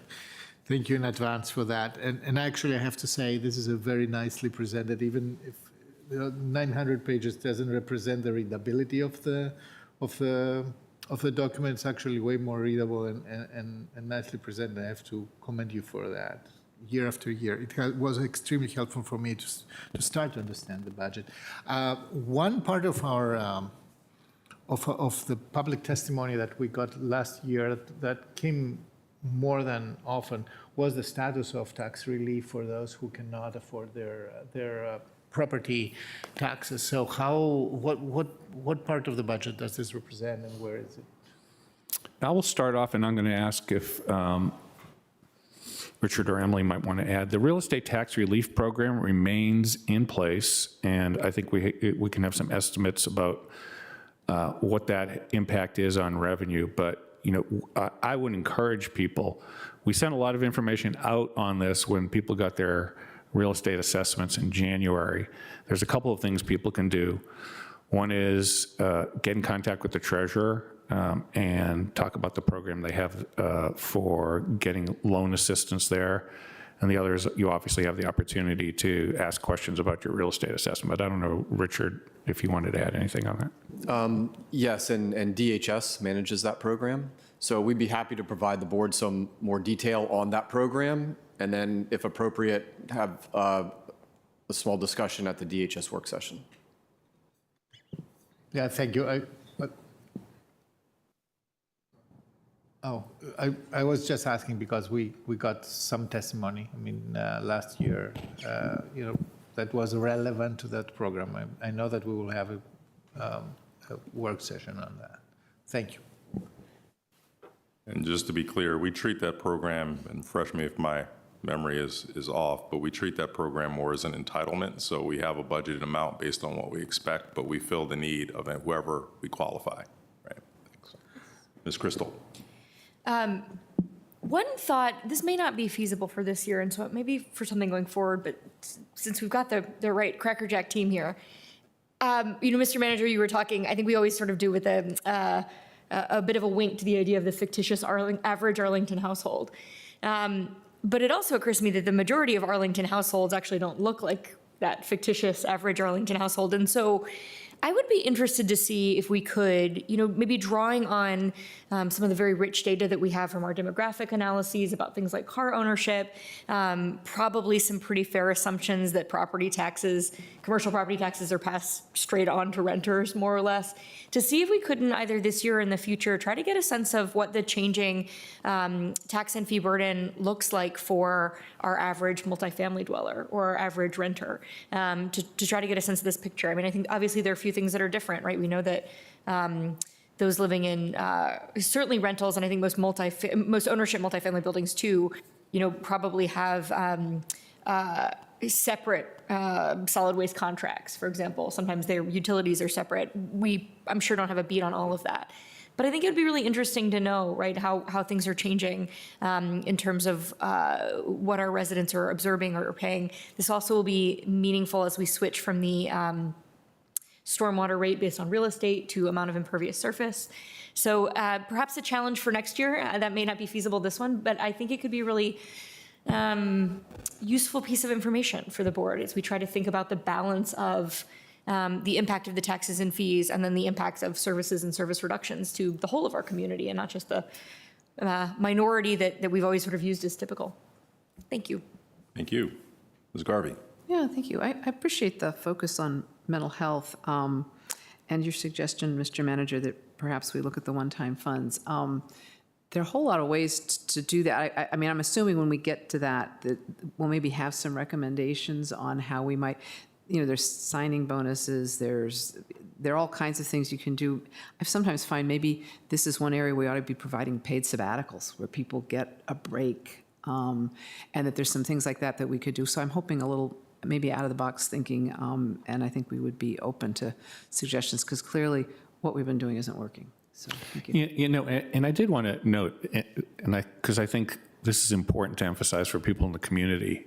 It was a while ago when this board authorized funding for this crisis intervention center at the Department of Human Services. We've been working literally day and night to staff that up. We're very close to opening it. But we just find, and I was at a meeting with my colleagues in the region about a week ago, we're not alone in this. And so there's a little bit of in the region where we try to outpace each other when it comes to pay with bonuses and those kinds of things. But this is a regional and a national issue. And yeah, I think that, looking at ways to, what's the word I'm looking for? To take care of our workers who are doing this kind of work, which really wears them down, is also an important element of that, like you mentioned. Yeah, no, exactly. And maybe partnering with, Marymount or Georgetown or or George Mason to start building, providing programs, internships, things to get folks into the field too. So thank you. Thank you. Any other questions or comments? All right, hearing none, thank you, Mr. Schwartz, for the presentation. We look forward to spending so much more quality time with Ms. Meredith, Ms. Hughes, and Mr. Stevenson over the course of the next few months. And board will be hard at work over the next 72 hours, really thinking about what's going to influence the determinations to adopt, remember again, the bounds by which we can have consideration of various tax rates and fees. That will take place February 21st when we convene for our recess meeting. We'll convene at 3 p.m. for some board business, and then beginning at 6:30, no earlier than 6:30, we will have consideration of items removed today from consent, and then our regular hearing items will be a number of actions associated with the budget and tax rates. Any other business to come before the board today, Ms. Jacobs? No, there's not. All right, we are in recess until Tuesday. Thank you.